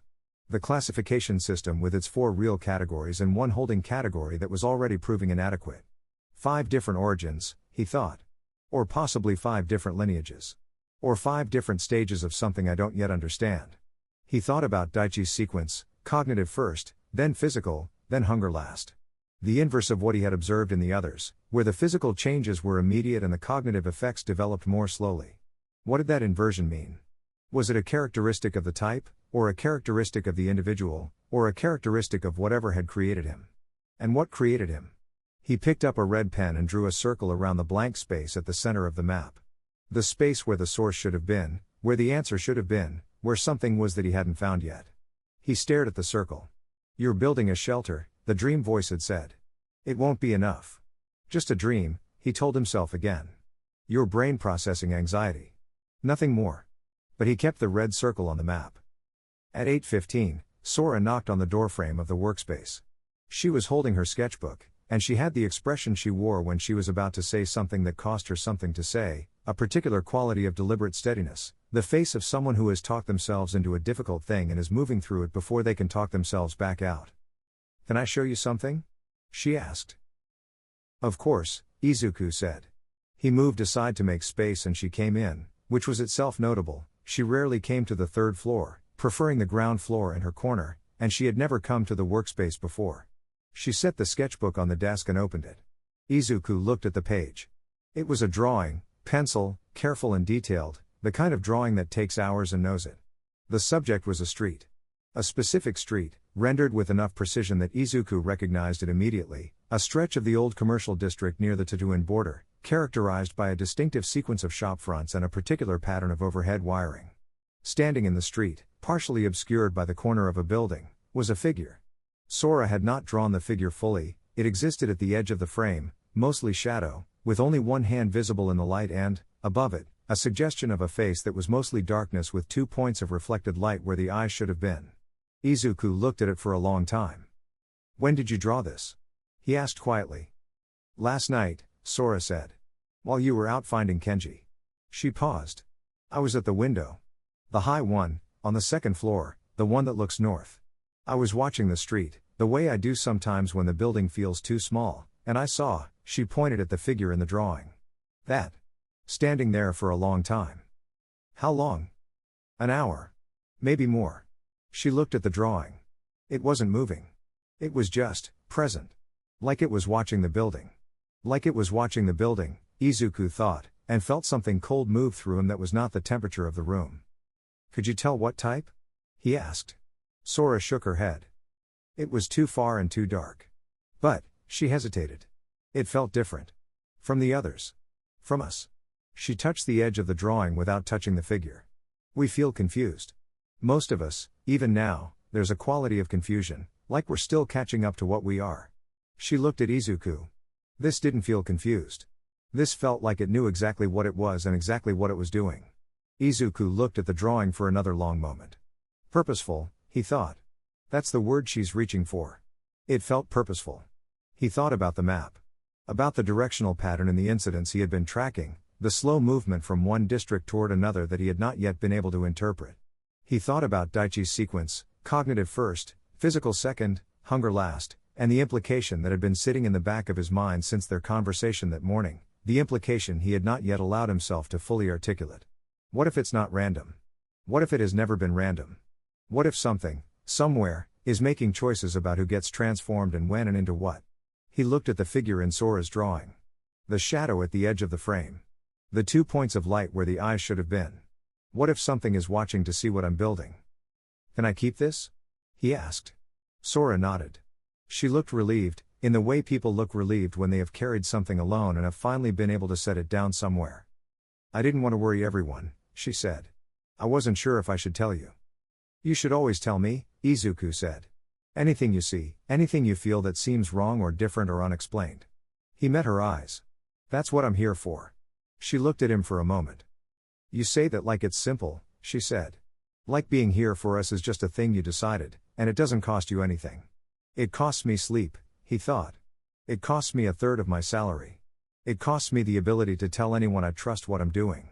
It costs me the ordinary shape of a life I hadn't fully built yet but was beginning to understand the outlines of. But that's not what she's asking. It's not simple, he said. But it's the right thing. And when something is the right thing, the cost stops being the first consideration. Sora looked at him for another moment. Then she said, quietly, I want to be able to do that someday. Look at a hard thing and choose it anyway. You already are, Izuku said. Every day you're here, managing what you're managing, choosing not to act on the hunger, choosing to be present with the others, that's exactly what that looks like. She absorbed this. Then she picked up her sketchbook, tucked it under her arm, and went back downstairs. Izuku turned back to the desk and pinned Sora's drawing to the wall. He placed it in the blank space at the center of the map. Not because it answered the question in that space, it didn't, not yet, not fully. But because the figure at the edge of the frame, that purposeful shadow with its 2 points of light, felt like the beginning of an answer. The first edge of something large that was beginning, slowly, to come into focus. I see you, the dream voice had said. He looked at the drawing. I see you too, he thought. I don't know what you are yet. I don't know what you want. But I know you're there. And I'm going to find out. He worked until 2 in the morning. The building settled around him as the night deepened, the sounds of the others moving through their spaces, the low murmur of Haru and Kenji still talking somewhere on the ground floor, the particular quality of silence that Rei generated when she was in her stillness. From somewhere on the second floor, the slow, steady rhythm of Daichi's footsteps, back and forth, working through something large and difficult in the only way he knew how. Izuku wrote 7 pages of notes. He revised the classification system for the 5th time, adding a 6th category, origin unknown, behaviorally distinct, and placing in it, for now, only the shadow in Sora's drawing. He added 3 new questions to the wall. At 2 in the morning he turned off the lamp and lay down on the cot and stared at the ceiling. Sleep, he told himself. Daichi was right. You can't help them if you collapse. He closed his eyes. For a long time, nothing happened. Then, on the edge of sleep, the heartbeat returned, faint, sourceless, slower than human, a rhythm that seemed to come from the walls themselves, from the dark behind his eyelids, from the city outside where something purposeful and patient was moving through the streets. He lay very still and listened to it. And then, because he was 22 years old and had been awake for most of the past 40 hours and his body had finally run out of arguments, he slept. End of Chapter 4. Blood That Binds. Chapter 5, the 6th. The boy came in through the window. Not the way Rei came through walls, not the slow, deliberate dissolution of boundary that she had learned to control over 3 weeks of careful practice, but fast, sudden, and entirely unintentional, the way something happens when a body has developed capabilities that the mind operating it has not yet caught up with. One moment the second floor window was closed. The next moment it was open and there was a teenager on the floor inside it, crouched on all fours with his knees pulled up and his hands flat on the concrete and his chest heaving, looking at the interior of the facility with the wild, cornered expression of an animal that has run as far as it can and has just now registered that it has stopped. Izuku was up the stairs in 4 seconds. He had been on the ground floor when it happened. He had heard the window before he heard anything else, the specific sound of old metal giving way under pressure that should not have been possible from the outside, and he had moved without thinking, the way he always moved toward things that required immediate assessment, one for all sitting in his muscles at a low ready that he had not consciously activated. He reached the second floor doorway and stopped. The boy was still crouched on the floor. He was perhaps 15 or 16, small for his age, with the kind of face that had probably been ordinary and unremarkable a week ago and was now stretched thin over something that it had not been built to contain. His clothes were torn at the knee and elbow, the tears recent, the edges clean in the way that suggested speed rather than violence. His eyes, when they found Izuku in the doorway, were the pale luminescent wrong that Izuku had learned to recognize in his sleep. Behind Izuku, on the stairs, he could hear Haru's footsteps, heavy, measured, stopping at the bottom at the signal that Izuku had established with the others in the second week, 2 quick knocks on the wall that meant stay back, I have this. He crouched down in the doorway so his eye level matched the boy's. Hey, he said, in the voice he used for this. Quiet. No urgency. The voice that said nothing is required of you right now except to breathe. You're safe here. I'm not going to hurt you. The boy stared at him. How, he said. His voice was raw, like something that had been used for screaming and had not yet recovered. How did I was 3 streets away and then I was. It's okay, Izuku said. The speed is part of it. Your body moved before you told it to. That happens. I didn't tell it to do anything. I know. Izuku kept his voice level, kept his body still, kept every signal he was sending in the register of safe, you are safe. What's your name? A pause. The boy blinked, as if the question required him to locate something he had temporarily misplaced. Takeshi, he said. Takeshi Mori. Takeshi. My name is Izuku. I've been looking for people like you. He paused. How long has this been happening? Takeshi looked at his hands. They were shaking, not with cold, Izuku noted, because none of them felt cold the way humans did, but with the particular tremor of a body running on adrenaline and terror and nothing else. 6 days, Takeshi said. I think. I stopped going to school. He stopped. I've been hiding. Where? Everywhere. He looked at the floor. I couldn't go home. I could smell my mother from 2 blocks away and something in me kept saying, he didn't finish the sentence. He didn't need to. So I just kept moving. I've been moving for 6 days. 6 days, Izuku thought. Alone, running from his own instincts, 15 years old, no food, no shelter, no one. He felt the familiar weight of it settle in his chest, the specific gravity of a situation that could have been prevented if he had been faster, if he had found Takeshi on day 1 instead of day 6, if the system he was building were further along than it was. Not useful, he told himself. He's here now. That's what matters. Are you hungry? He asked. Takeshi's head came up sharply. The luminescent quality in his eyes intensified for just a moment, a flash of something involuntary, and then he controlled it, visibly, with an effort that Izuku could see in his jaw and his hands. Yes, Takeshi said carefully. But I'm not going to.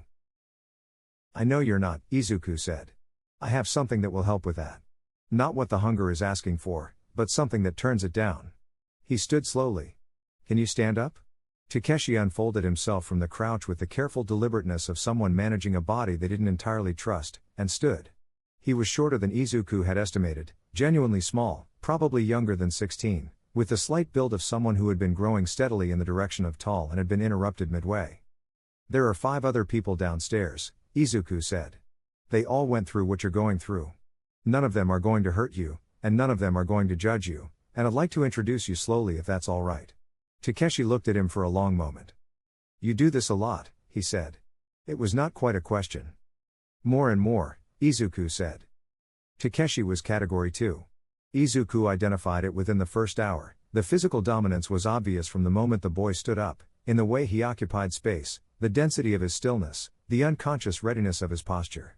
Enhanced strength and speed, accelerated healing. Izuku noticed the tear on his knee had already closed by the time they reached the ground floor, the skin beneath it smooth and unbroken.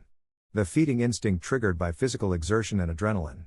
Which explained, Izuku noted in his notebook, the 6 days of running. The movement that had been meant to manage the hunger had instead been feeding the conditions that intensified it. Counterproductive coping mechanism, he wrote. Subject was managing instinct through flight, which created adrenaline, which sharpened hunger, which required more flight. Cycle. Must be broken through stillness and supply. He watched Takeshi sit at the table with Haru and felt, again, the particular relief of watching 2 people find each other across the specific shared geography of an experience that most of the world could not map. Haru had looked at Takeshi for approximately 4 seconds and then said, in his completely ordinary tone, you're going to want to eat something first. The blood helps, but you need actual food too. When did you last eat? Takeshi had blinked. I don't, days. I don't know. Okay. Haru had stood up and gone to the food shelf without ceremony, and the normalcy of the gesture, the simple, practical I see a problem and here is the solution, had done something to Takeshi's face that all of Izuku's careful reassurances in the room upstairs had not quite managed. The rigid terror had not left, but it had shifted, made space for something adjacent to relief. Izuku sat at the edge of the table and watched and did not write in his notebook for once, because some things needed to be witnessed without being immediately processed into data. Later, when Takeshi was settled in one of the back rooms and the building had quieted into its night rhythms, Izuku went upstairs and stood at the wall. 6 pins now. 6 people. He looked at the map, at the spread of the incidents, at the slow directional pattern he had been tracking. He looked at Sora's drawing, pinned at the center, the shadow with its 2 points of reflected light. He thought about what Takeshi had said. I could smell my mother from 2 blocks away and something in me kept saying. He thought about the fact that Takeshi was 15, and had been alone for 6 days, and had found the facility not because Izuku had found him but because he had been moving through the city for 6 days on nothing but instinct and terror and had ended up, somehow, here. How? Izuku thought. How did he end up here specifically? I haven't advertised this place. There's nothing to indicate what this building is from the outside. He said he was 3 streets away and then he was at the window, but why was he 3 streets away? Why this district, this street, this building? He looked at the map. What if they can sense each other? He thought slowly. What if there's some kind of signal, biological, sensory, something I haven't identified yet, that draws them toward others of the same type? Or toward a concentration of them? He picked up his pen and wrote it down, flagging it with a star. If true, implications for finding others. Also implications for being found. He underlined the last 3 words. Also implications for being found. He went out at midnight. The city was cold and clear, the kind of autumn night that felt clean and sharp-edged, the kind that Izuku had always liked for late patrols because the visibility was good and the air had a quality of alertness that matched his own internal state. He moved across the rooftops in civilian clothes, hood up, following the route he had established over the past 6 weeks, a circuit of the districts where the incidents had clustered most densely, designed to cover the maximum area in the minimum time. He had been doing this long enough now that it had become its own kind of knowledge, the city at night, specifically, the way it looked from above and from inside simultaneously, the patterns of light and shadow and movement that were ordinary and the ones that were not. He had developed a sensitivity to the not ordinary that was less like a skill and more like a new sense, a peripheral awareness that he had not had 2 months ago and that he suspected he would not lose. He was crossing the Taduan district when he felt it. Not heard. Not saw. Felt, in the register that had no clean name, the awareness that something in the environment had changed in a way that his body had registered before his conscious mind had caught up. He stopped on a rooftop and crouched and looked down at the street below. It was a narrow street, one of the older ones, with the closely spaced buildings of the pre-development era and the particular density of shadow that came from the overhead wiring and the irregular spacing of streetlights. At 3 in the morning it should have been empty. It was not empty. There were 2 figures in the street below. They were standing approximately 10 meters apart, facing each other, and neither of them was moving. The posture of both suggested tension, not aggressive, or not only aggressive, but the specific tension of a standoff, 2 things in proximity that were uncertain of each other. One of them Izuku recognized. It took him a moment, the angle was wrong and the light was poor, but he recognized the stillness, the quality of presence. It was one of the transformed. Not one of his 6, someone new, someone he hadn't found yet, someone who was navigating the streets alone in the way they all did before he found them. The other figure he did not recognize. And the other figure was wrong. Not wrong in the way his 6 were wrong, not the particular, specific wrongness of a human being altered, the familiar wrongness that he had learned to read and had come to feel something close to tenderness toward. This was a different quality of wrongness entirely. Where his 6 were wrong like a familiar song in the wrong key, this figure was wrong like a song from a different tradition entirely, the same instrument, perhaps, but a scale he had never heard before, a set of rules he did not know. It was standing completely still. Not the managed stillness of the newly transformed, the careful containment of someone learning their own altered body. This stillness was absolute and effortless, the stillness of something that had been still for a very long time and had no memory of needing to move. Izuku did not move. He barely breathed. Below him, the unknown figure said something. He was too high to catch the words, he caught only the frequency of the voice, low and unhurried, with a quality that reminded him, inexplicably, of deep water. The kind of voice that had been formed over a very long time. The newly transformed figure took a step back. The unknown figure did not advance. It simply continued to stand, with that absolute effortless stillness, and said something else. It's recruiting, Izuku thought, and felt something cold slide through him from his chest to his stomach. It's not hunting. It's recruiting. The newly transformed figure took another step back. Then another. And then it turned and ran, not the stumbling, uncertain run of someone still calibrating a changed body, but a full sprint, fast and low, disappearing into the shadow between the buildings. The unknown figure watched it go. Then, very slowly, it turned its face upward. Izuku pressed himself flat against the rooftop surface and did not breathe. The figure looked up at the roofline for a long moment. From this angle, in this light, Izuku could not see the face clearly, only the general shape of it, the upward angle of attention, the quality of focus that suggested it was looking at something specific rather than scanning generally. It knows I'm here, Izuku thought. It heard me. Or smelled me. Or felt something. He stayed completely still. After a moment that lasted considerably longer than a moment, The figure looked away. It stood for another few seconds, then moved, not walked, not ran, simply moved, with a fluidity that covered distance in a way that did not map neatly onto any gate Izuku had observed before, and was gone. Into a side street, into the shadows, into the city that closed around its absence without a ripple. Izuku lay on the rooftop and did not move for a full minute. Then he sat up and opened his notebook with hands that were, he noted with the clinical detachment that he deployed when he did not want to examine his own emotional state, not entirely steady. New observation, he wrote. Unknown entity. Not newly transformed, different in kind from all previously observed subjects. Absolute stillness. Voice quality suggesting significant age. Behavior, recruitment attempt toward newly transformed individual. Awareness of observer from significant distance and elevation. He paused. Knew I was there. He underlined it. This is not the shadow in Sora's drawing. Different build, different movement. Which means there are at least two of them. He closed the notebook and looked out at the city. Two, he thought. At least two. Moving through the city. Recruiting. Recruiting for what? He found the newly transformed figure 4 streets away. She was crouched behind a parked delivery vehicle, arms wrapped around her knees, and she was shaking, not with cold, not with hunger, but with the specific tremor of a close call, the body's delayed acknowledgement of danger. She was perhaps 20, with long hair pulled back and the remnants of what had probably been professional clothing, blazer, trousers, the kind of outfit that said I was on my way to or from work when something happened. Her eyes, when she looked up at Izuku, were the luminescent wrong, but beneath it her expression was entirely human and entirely terrified. Hey, Izuku said, crouching down. I saw what happened back there. She stared at him. What was that? She said. Her voice was barely above a whisper. What was that thing? I don't know yet, Izuku thought. I don't know what it was or what it wanted or what it was offering you. But I know it wasn't offering safety. Something you should stay away from, he said. I know that's not a full answer. I'll give you a better one when I have it. He met her eyes. My name is Izuku. I have somewhere safe you can go. She looked at him for a long moment. How do I know you're safe? She asked, how do I know you're not the same as? You don't, Izuku said honestly.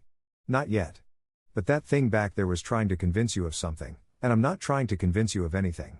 I'm just telling you there's a place, and you can choose whether to come. She looked at the space between the buildings where the figure had disappeared. Then she looked at Izuku. Okay, she said. Her name was Nami Sato.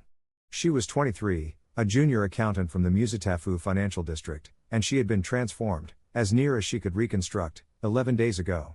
She was the 7th. Chapter 6, What Daichi Knows. The morning gathering happened for the first time the day after Nami arrived. Daichi had proposed it 3 days ago, and Izuku had agreed in principle while being privately uncertain whether 7 people, 6 of whom were navigating the early stages of a transformation that made ordinary social interaction complicated in ways he was still documenting, would be able to sit in a room together without the accumulated sensory weight of each other's presence becoming its own problem. He had underestimated them. He did this regularly, he was beginning to realize, and regularly had to revise his estimates upward, and he was not sure whether this was a failure of his initial assessment or a testimony to the quality of the people he had found. They sat in the ground floor at 7 in the morning, all 7 of them, in the chairs and on the floor, and in the case of Sora, cross-legged on the supply shelf she had claimed as an elevated seating option, and for 20 minutes they existed in the same space and talked about ordinary things, and Izuku sat among them and felt the weight of what he had built pressing on him with a force that was equal parts responsibility and something he didn't have a clean name for. Pride was too simple. Love was too large, or too soon, or too complicated by everything he knew about what they were and what they needed and the things he could not yet give them. Investment, he thought. That's the word. I am invested in these people in a way that has stopped being professional, and I am not sure when that happened. He looked around the circle, Haru and Kenji sitting together with the comfortable proximity of people who have built something with their hands side by side, Sora on her shelf with her sketchbook on her knees, Rei with her mug, present and watchful, Daichi with his folded hands and his reading glasses, Takeshi, who had been the last to arrive and the most wary, sitting slightly outside the circle in a position that split the difference between inclusion and exit, Nami, newest, who had sat down next to Rei with the instinct of someone choosing the calmest presence in a room. I want to tell you something, Izuku said. He had been rehearsing this since 4 in the morning, when he had come back from his patrol and sat at his desk and stared at his notebook and thought about what it meant to be responsible for people's safety and also responsible for their ability to make informed decisions. Everyone looked at him. Last night, I saw something in the city, he said. An entity I hadn't encountered before. Not newly transformed, something older, something that has been this for a long time. It was approaching a newly transformed person in a way that I believe was an attempt at recruitment. The room was quiet. Recruitment for what? Nami asked. I don't know yet, Izuku said. That's the honest answer. But I want you to know it exists, because you all go out into the city, and I want you to be able to recognize something that doesn't feel right and come back. How will we know? Takeshi asked. He was looking at Izuku with a sharp, wary attention he brought to everything, the attention of someone who had been running for 6 days and had not yet fully allowed himself to stop. It will feel different from us, Izuku said carefully. Not wrong in the way we're wrong, not the adjustment, the calibration, the sense of catching up to a changed self. Something more complete. More, he searched for the right word. Settled. Like it has been what it is for long enough that there is no memory of being otherwise. He watched the faces around the room absorb this. There's something else, Daichi said. Everyone looked at him. He had not moved, still sitting with his folded hands, his reading glasses, his quality of measured deliberateness, but something in his expression had changed, some small shift in the careful composure that suggested he had been waiting for this moment and had been deciding, right up until it arrived, whether to speak. You've been carrying something since yesterday, Izuku said quietly. I noticed. Daichi looked at him. Yes, he said. I have been. He unfolded his hands and placed them flat on his knees, a gesture that Izuku had come to associate with him preparing to say something that required its full weight to be acknowledged. 3 weeks ago, he said, before I came here, before Izuku found me, I encountered something. He paused. I was in the Camino district, at night, in the early days when I didn't understand what was happening to me and I was, he chose the word carefully, drifting. Moving through the city without direction, following whatever the new senses pulled me toward. And something pulled me toward a building on the east side of the district. The room was very quiet. I didn't go in, Daichi said. Something stopped me. Not fear exactly, the cognitive aspect of my transformation was already advanced by then, and I was processing information faster than I could consciously interpret it. I think what stopped me was that the information I was processing about the building didn't cohere. It felt, he paused. It felt like a place that was pretending to be empty. Izuku looked at him. He felt something shift in his chest, not alarm, not yet, but the precursor to alarm, the body's early warning system registering a pattern before the conscious mind has finished assembling it. Why didn't you tell me this before? He asked. Because I wasn't sure it was real, Daichi said. I was 3 weeks into a transformation that was doing complicated things to my perception, and I was aware that my reliability as an observer was uncertain. He looked at Izuku steadily. But what you described last night, an entity that is old and settled and moving through the city with purpose, that changes the context of what I saw. Can you take me there? Izuku asked. Yes, Daichi said. That's why I'm telling you now. They went that night. Izuku and Daichi, leaving the facility at midnight with the others informed and the building locked and Haru designated as the person who would handle anything that needed handling in their absence. Haru had accepted this role with the practicality that characterized him, added 3 items to a mental list, and gone back to the shelving project he and Kenji had been extending into a second wall. The Camino district was 40 minutes on foot from the facility, and they walked it in a silence that was not uncomfortable, the particular silence of 2 people who have established enough understanding of each other that they don't require noise to fill the space between them. Izuku walked and thought. Daichi walked and, Izuku suspected, felt, the city at night, full of its sleeping and its waking, its fears and its dreams, its vast unconscious emotional weather that Daichi was now permanently tuned to receive. What is it like? Izuku asked, partway through the walk. Being out here. With everything you feel coming in. Daichi was quiet for a moment. Imagine, he said, that you spent your entire life in a house with one window, and one day someone removed all the walls. He paused. The information was always there. The world was always that large. But you only had the one window, and your entire understanding of scale was built around that aperture. He looked at the street ahead of them. It's like that. Everything is still the same size it always was. I'm just receiving more of it. Does it hurt? Sometimes. He considered. The strongest things hurt. Fear especially, fear has a quality like, he stopped. You don't need the metaphor. He looked at Izuku sideways. You carry a lot of it yourself. Low and constant, like tinnitus. I don't think you notice it anymore. He's talking about my fear, Izuku thought. He can feel my fear from here. He's been feeling it since we left the building. I notice it, Izuku said. I know. Daichi's voice was gentle and without pity, which was what made it bearable. I just meant that you've learned to function through it. That's its own kind of strength. Izuku walked for a moment with that. The thing you said this morning, he said. About the building feeling like it was pretending to be empty. What exactly did you mean? I mean that the cognitive aspect of my transformation reads emotional and psychological states, Daichi said. Not just in individuals, in spaces, too, when a space has been occupied by something with a strong enough presence for long enough. Buildings absorb the character of what has been inside them. It's faint, usually, background noise. But occasionally, he paused. Occasionally a place has been occupied by something so intensely, for so long, that the walls remember it. And this building? This building felt occupied and alert and very, very old, Daichi said. Even from the street. Even without going in. Izuku looked at the city around them. The streets of Kamino had a particular character, older architecture, narrower streets, the accumulated density of a district that had been built and rebuilt and built again over a long time. It was the kind of place that felt like it had more history than it had chosen to display. We're close, Daichi said quietly. He stopped at the corner of a narrow street that Izuku did not recognize, though he knew the Kamino district reasonably well.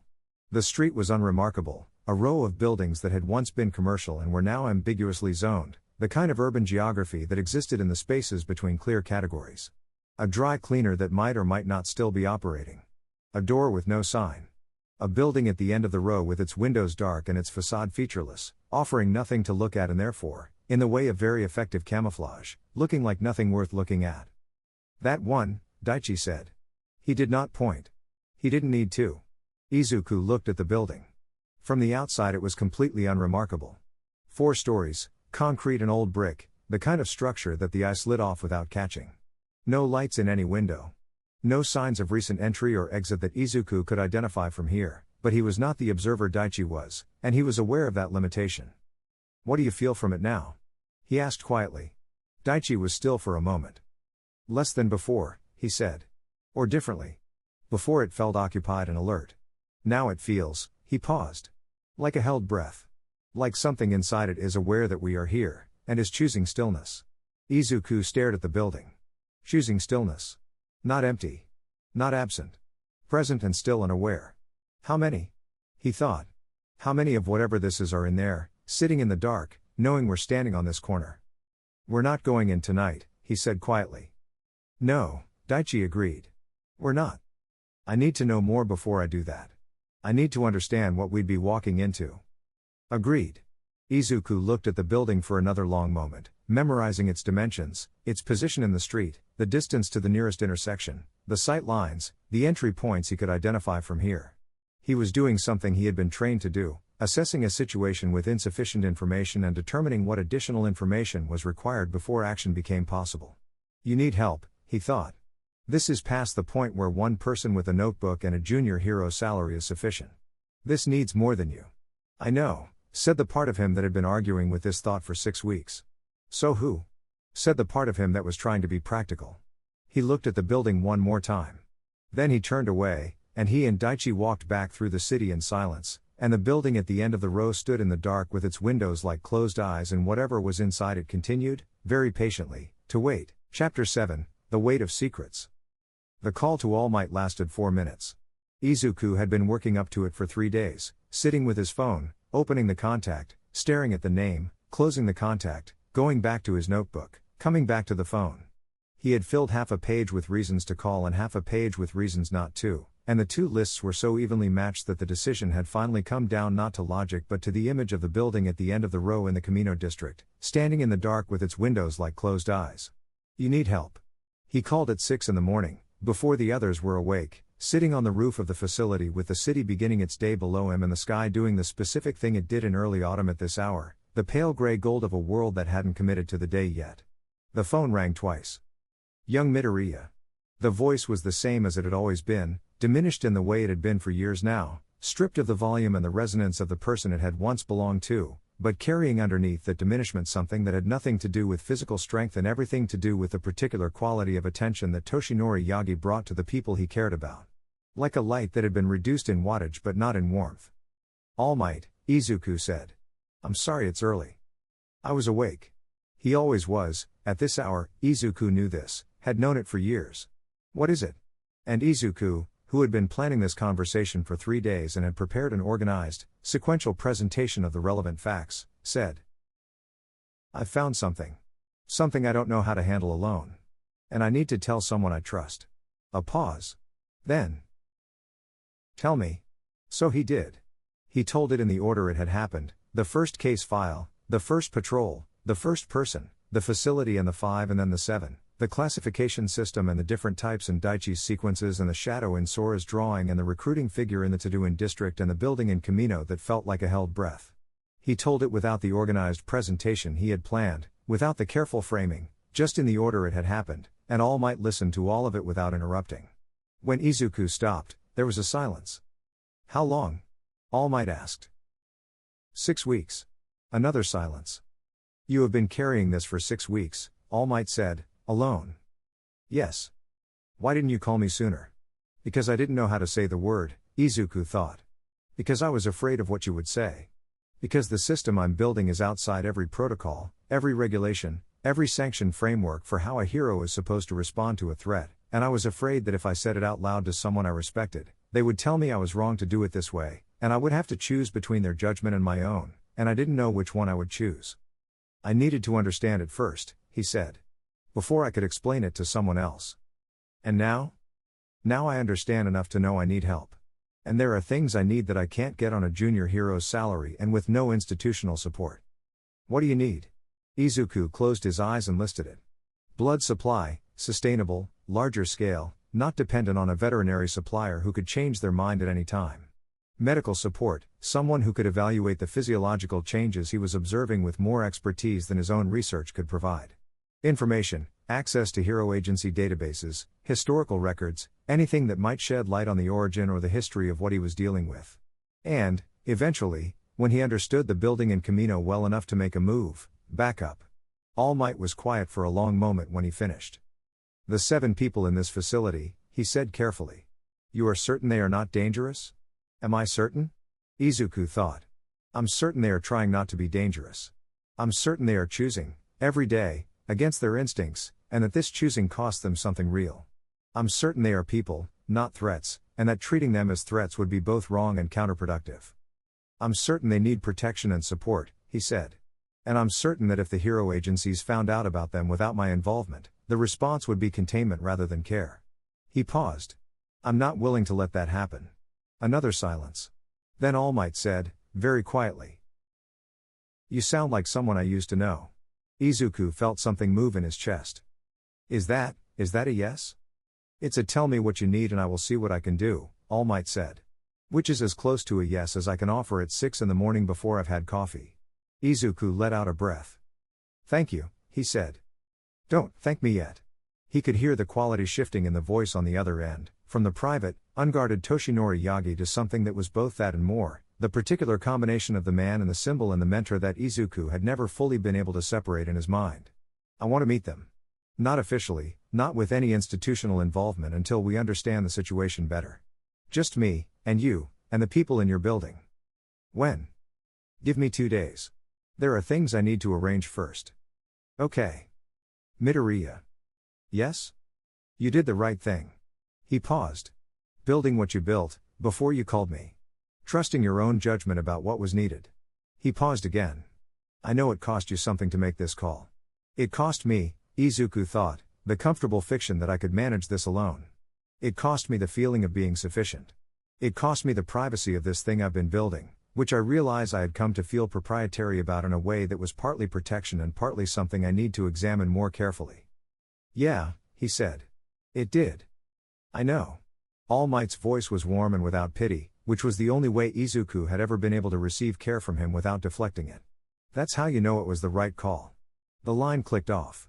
Izuku sat on the roof with the phone in his hand and the city spreading out below him and the pale gold light strengthening toward morning, and he felt, for the first time in 6 weeks, something that was not quite relief but was adjacent to it, the specific lightening that comes when you have been carrying something alone and have finally set it down in a place where someone else can help hold it.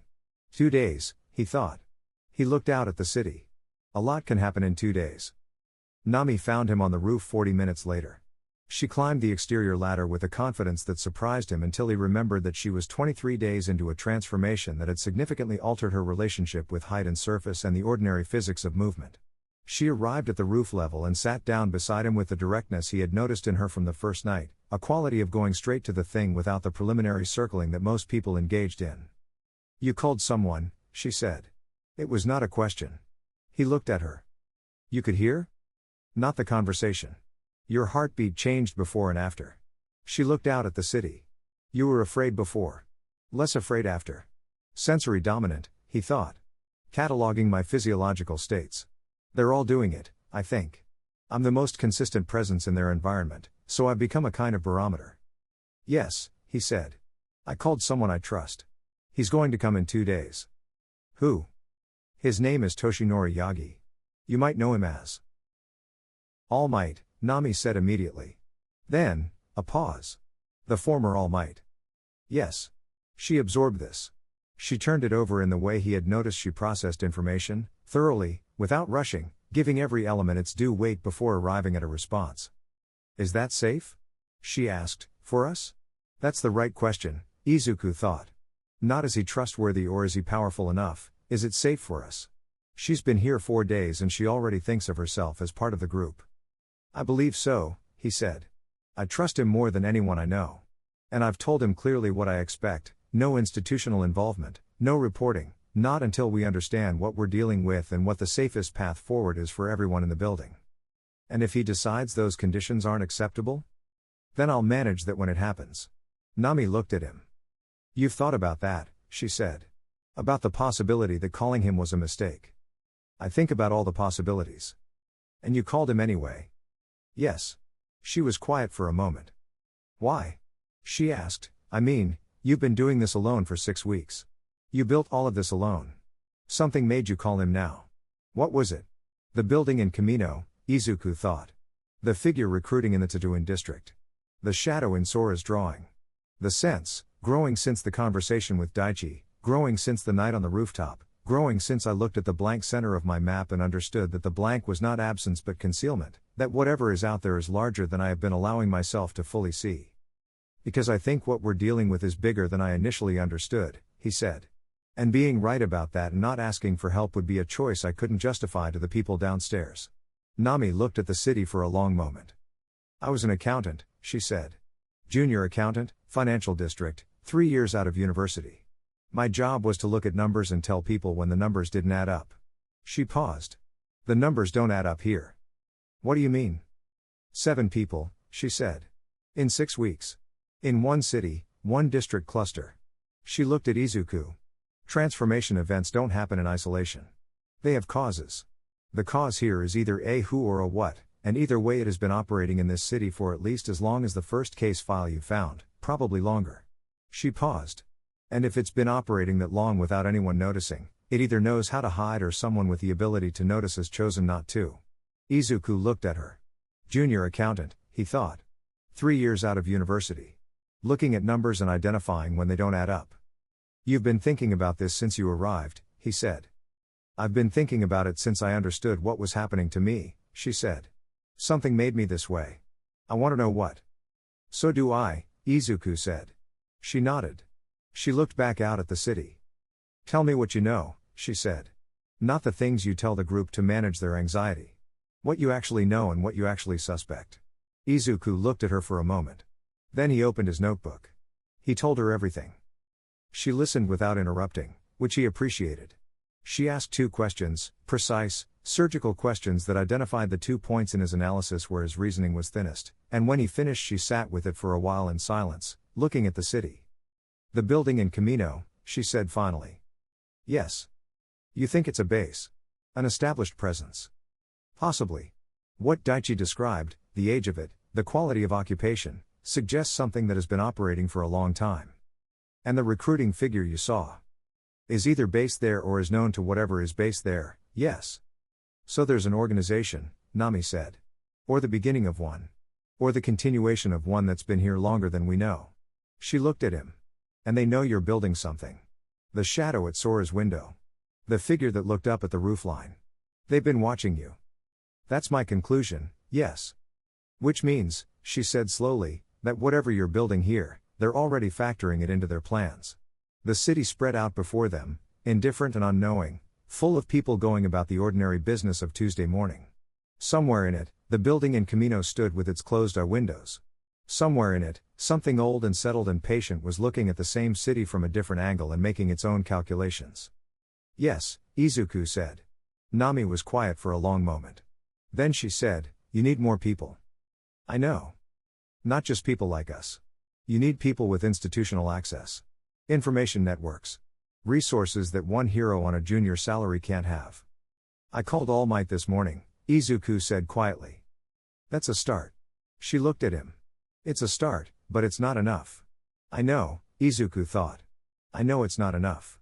I'm building something here and something out there is already larger than what I've built, and 2 days from now All Might will walk through the door of this building and that will help, but Nami is right, it won't be enough. One step at a time, he said. One step at a time, she agreed. She stood, brushing dust from her trousers with the brisk efficiency of someone re-entering a task. But faster steps than you've been taking. She went back to the ladder and descended without looking down, with the easy confidence of someone who had stopped being afraid of falling. Izuku stayed on the roof. He looked out at the city. He looked at his notebook.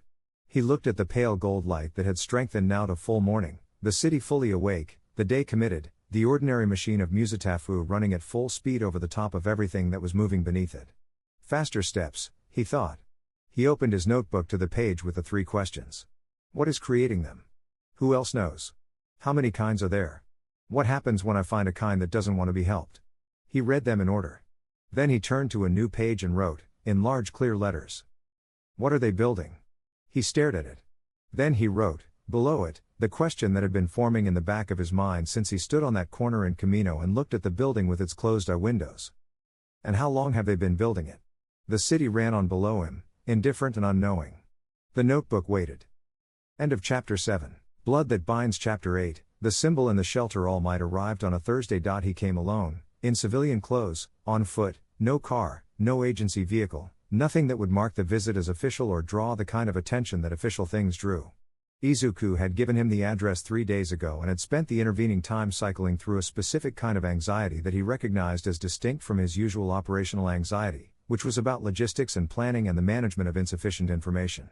This was older, more personal, the anxiety of showing someone something you had built before you were sure it was good enough to be seen. He met All Might at the door. The man who stood on the threshold of the facility was the same man Izuku had known for 4 years and was also, in some irrevocable way, completely different from the person he had been when Izuku first met him.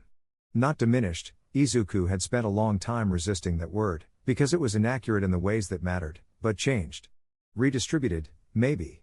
Like a structure that had been redesigned from the foundation up, the same materials carrying the weight differently. He was tall and thin and pale in the autumn morning light, with eyes that had lost none of their quality despite everything else, and he looked at Izuku for a moment on the threshold with the specific expression he had, the one that contained both the mentor and the person and the weight of everything that had passed between them. And then he looked at the building. You built this, he said.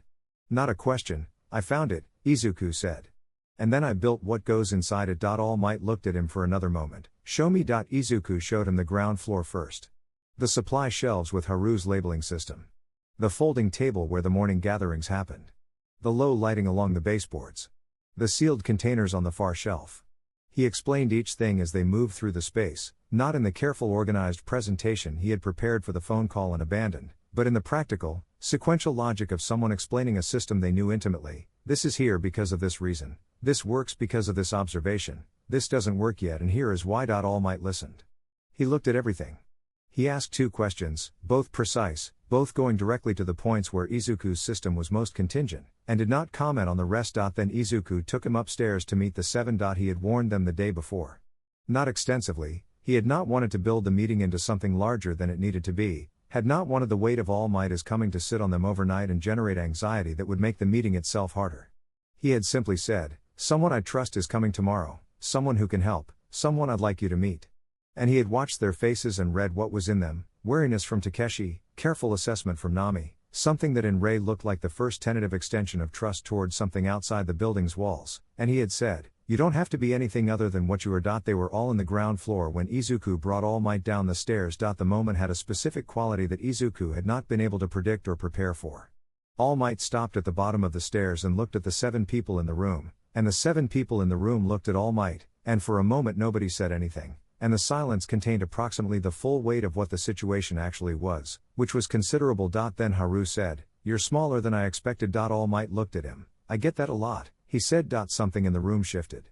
Not dramatically, not the way dramatic moments shift, with the full force of their weight landing at once. Quietly, like a door opening an inch. Haru extended his hand. "Haru Tanaka. Construction." All Might shook it. "Toshinori Yagi. Retired, I know who you are," Haru said. "The question is whether you know who we are." "Izuku has told me," All Might said.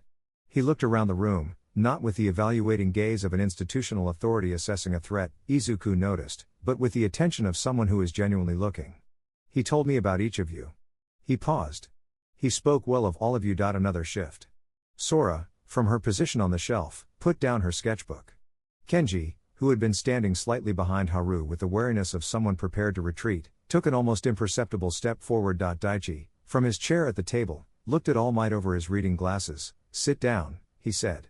"I'll make tea." It lasted 3 hours. Izuku sat at the edge of it and watched it happen and felt something that he had no name for, something that occupied the space between relief and grief, and something else entirely, something that had to do with the specific experience of watching people you care about be seen by someone you trust. All Might sat at the table and talked to each of them. Not interviewed, talked. He asked Haru about the construction project he'd been part of before his transformation and listened to the answer with genuine interest, and contributed a story about a building collapse he'd been involved in 12 years ago that made Haru laugh, a real laugh, the kind that surprised him. He asked Sora about her drawings and she showed him the sketchbook, and he spent a long time looking at the pages without trying to say the right thing about them.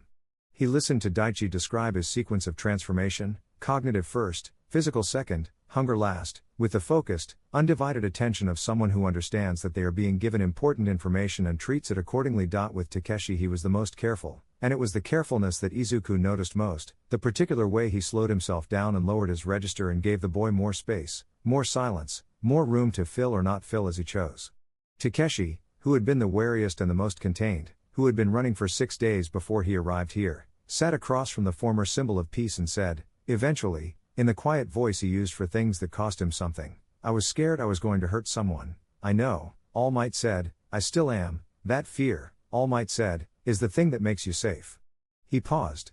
"The people I worried about, in all my years, they were never the ones who were afraid of what they might do.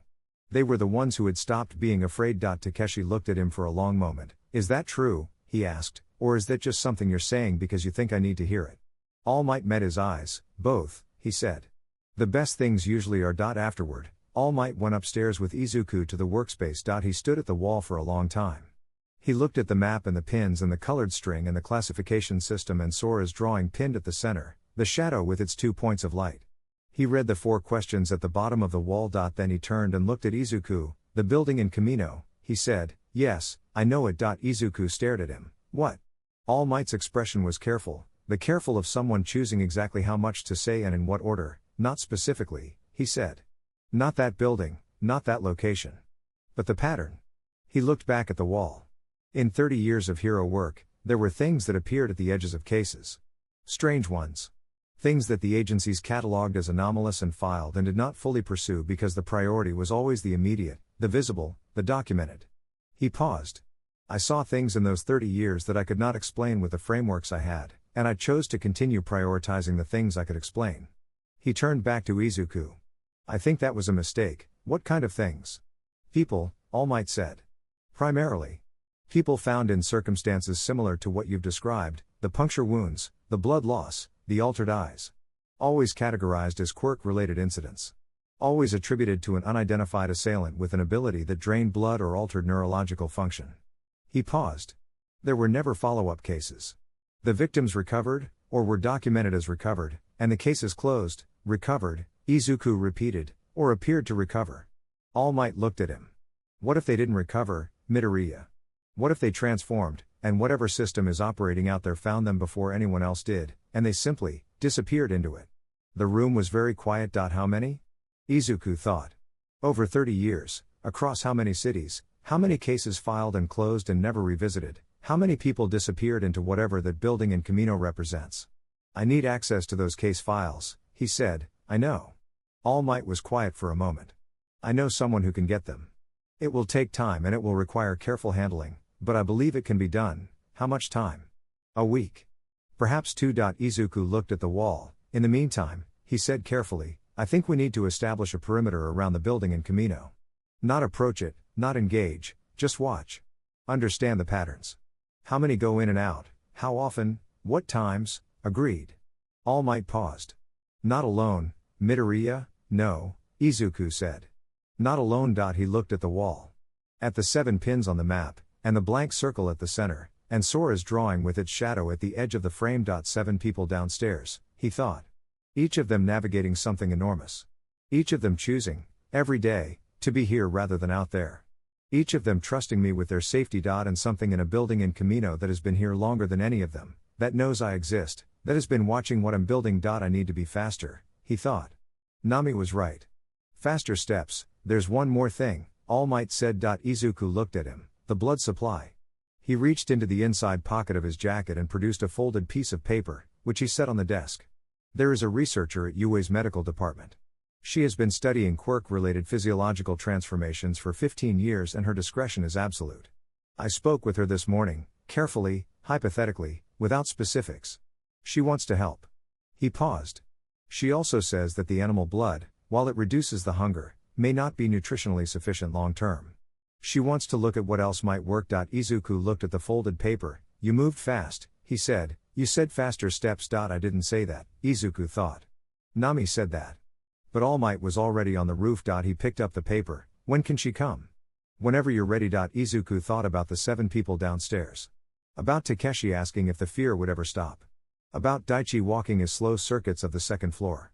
About Sora drawing the shadow at the window and carrying it alone until she didn't have to anymore. Soon, he said. All Might left at noon. He paused at the door and looked at Izuku for a moment. I want to say something, he said.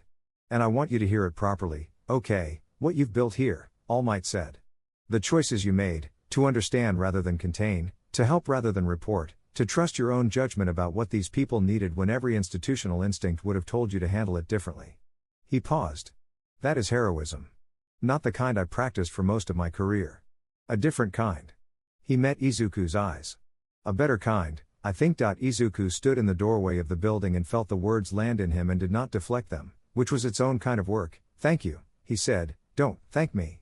All Might put his hands in his jacket pockets and looked at the street, the ordinary street, the city that did not know what was in it. Just keep building. He walked away. Izuku stood in the doorway and watched him go until he turned the corner, and then he stood there a moment longer, looking at the empty street. Keep building, he thought. He went back inside. Chapter 9, Patterns. The researcher's name was Dr. Chio Sato. She arrived 4 days after All Might's visit, on a gray Tuesday morning that had the quality of a city preparing for rain, the particular atmospheric pressure of clouds that had not yet committed to falling, the smell of water in the air without the water itself. She came on foot, carrying a single medical bag, wearing the expression of someone who had been surprised by very few things in her professional life and intended to maintain that record.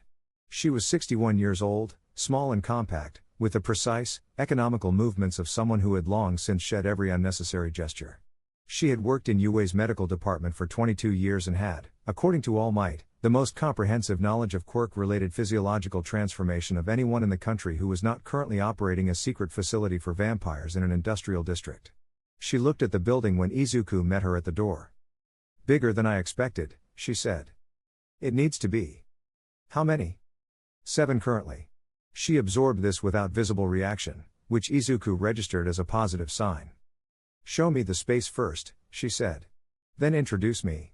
I'd rather understand the environment before I meet the people. She spent 40 minutes on a methodical inspection of the facility before she met anyone, moving through each floor with the focused attention of a person conducting an assessment, asking precise questions about the blood supply and the feeding intervals and the specific symptoms Izuku had documented in each resident.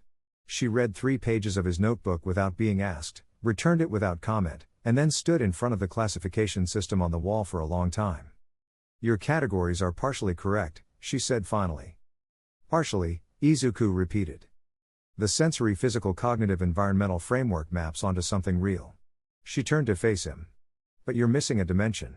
She tapped the wall beside the category 1 column. What you're calling sensory dominance, physical dominance, and so on, these are surface expressions. The underlying variable is something different. She paused, choosing words with care.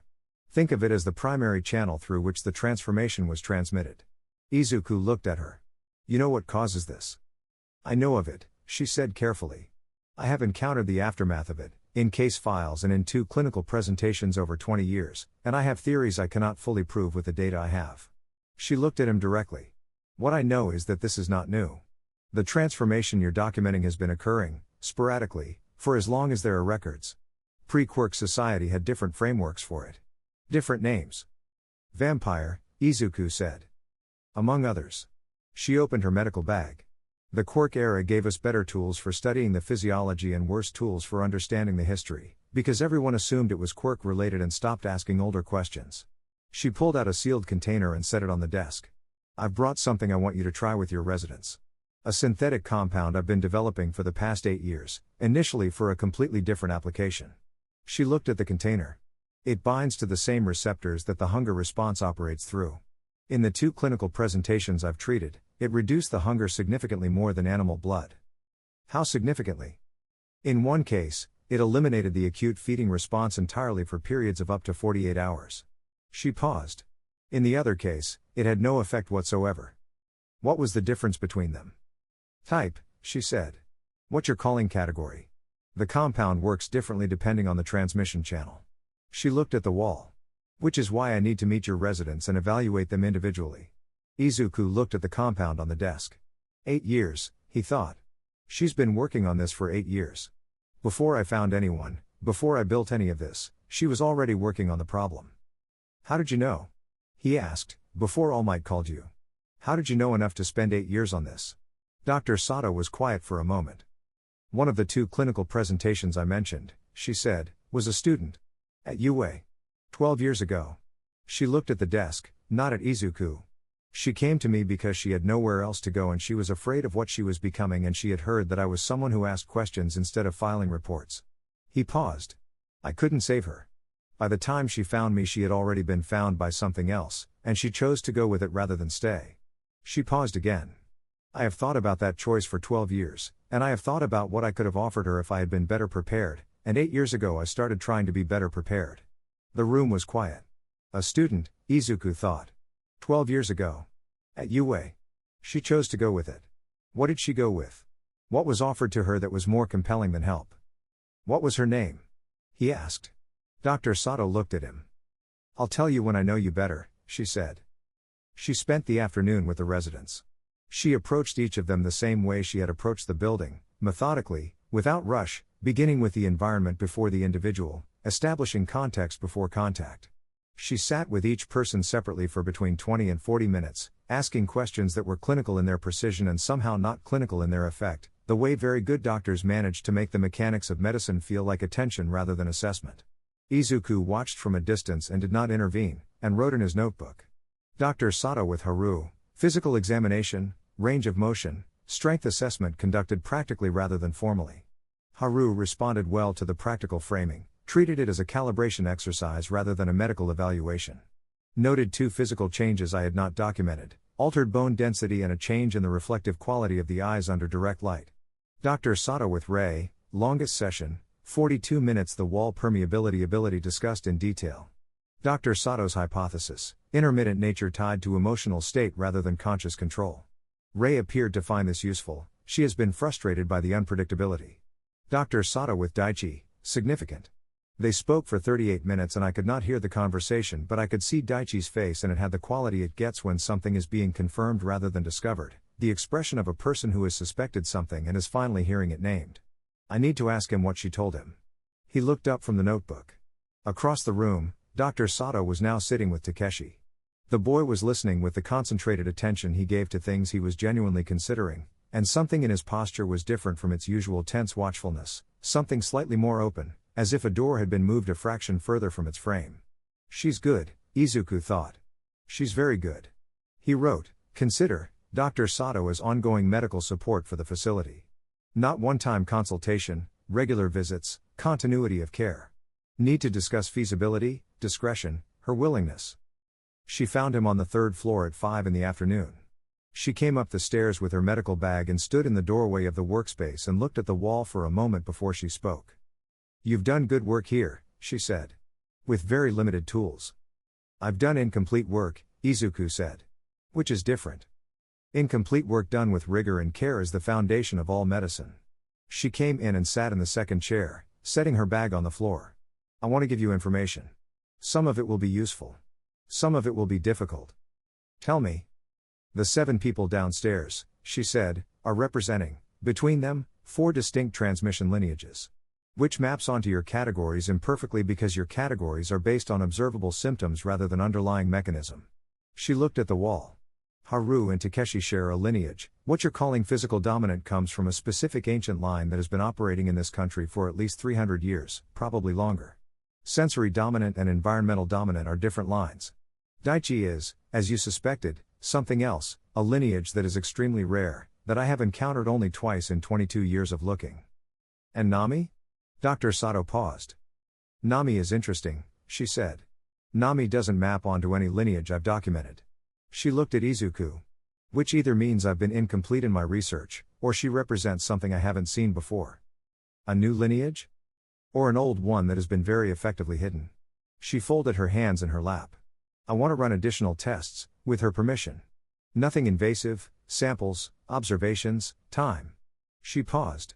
The other thing I want to tell you is this, the compound I brought.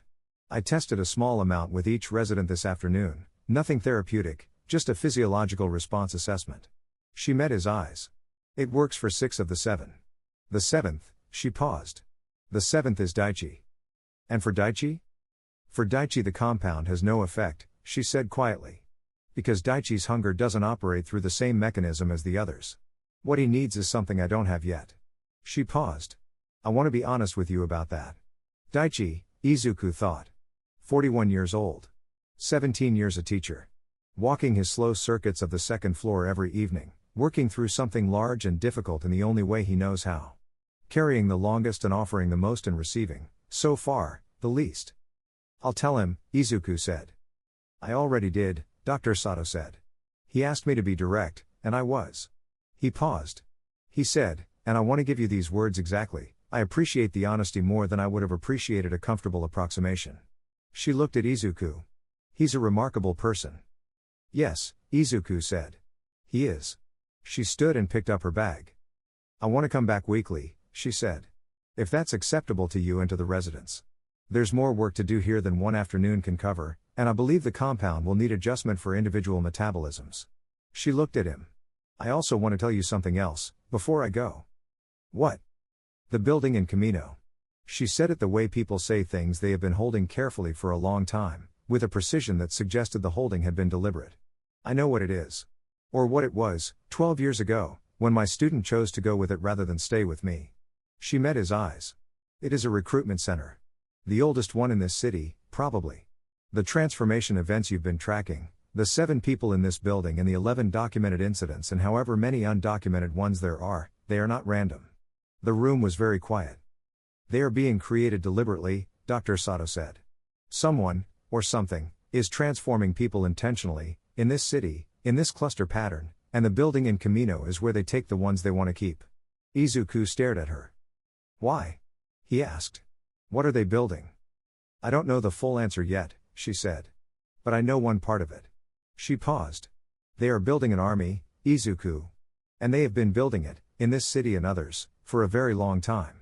She picked up her bag and walked to the door. I'll be back next Tuesday, she said. Don't go near the Camino building before then. She went down the stairs. Izuku stood in the workspace and looked at the wall and felt the full weight of what she had said land in him slowly, the way large things land, not all at once but in sequence, each element arriving after the one before. Deliberate, he thought. Not an accident. Not a disease. A choice. Someone is choosing who gets transformed, and when, and into what. He looked at the 7 pins on the map. 7 people downstairs who were chosen. Why them? He looked at the blank circle at the center of the map, and then at Sora's drawing with its shadow at the edge of the frame, and then at the 4 questions and the 5th and the 6th that he had added since. He picked up his pen and wrote a 7th. Why these 7 specifically? He stared at it for a long time. Outside, it had begun to rain. Chapter 10, What the Rain Carries. The rain lasted 3 days. It was the kind of autumn rain that committed fully to itself, not a dramatic downpour but a steady, Patient, comprehensive soaking that worked its way into everything, that made the city look as though it had been rendered in a slightly more melancholy palette than usual. All the colors deepened and darkened, all the edges softened. Izuku spent the 3 days inside, which was unusual.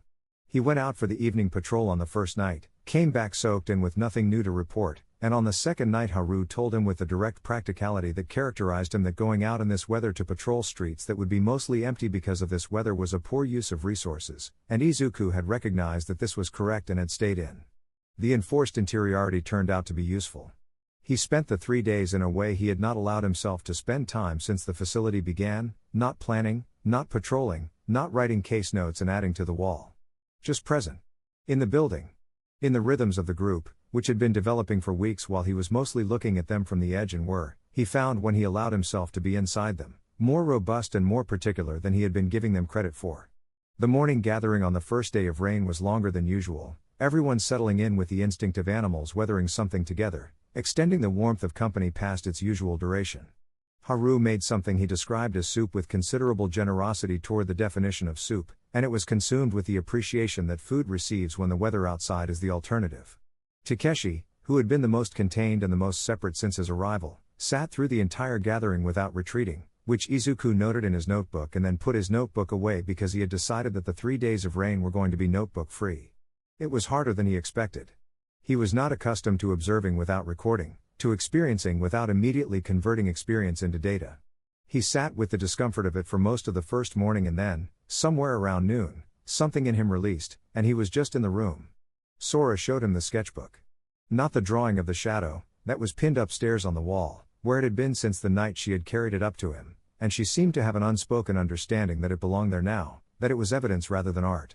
What she showed him was the rest of it, weeks of drawings, filling page after page with the particular quality of attention she brought to everything.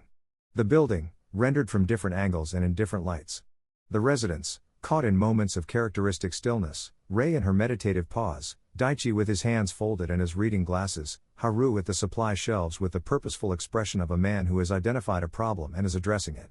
The city scene from the high window she liked on the second floor, the rooftops in the pre-dawn light. And then, threaded through it, something else.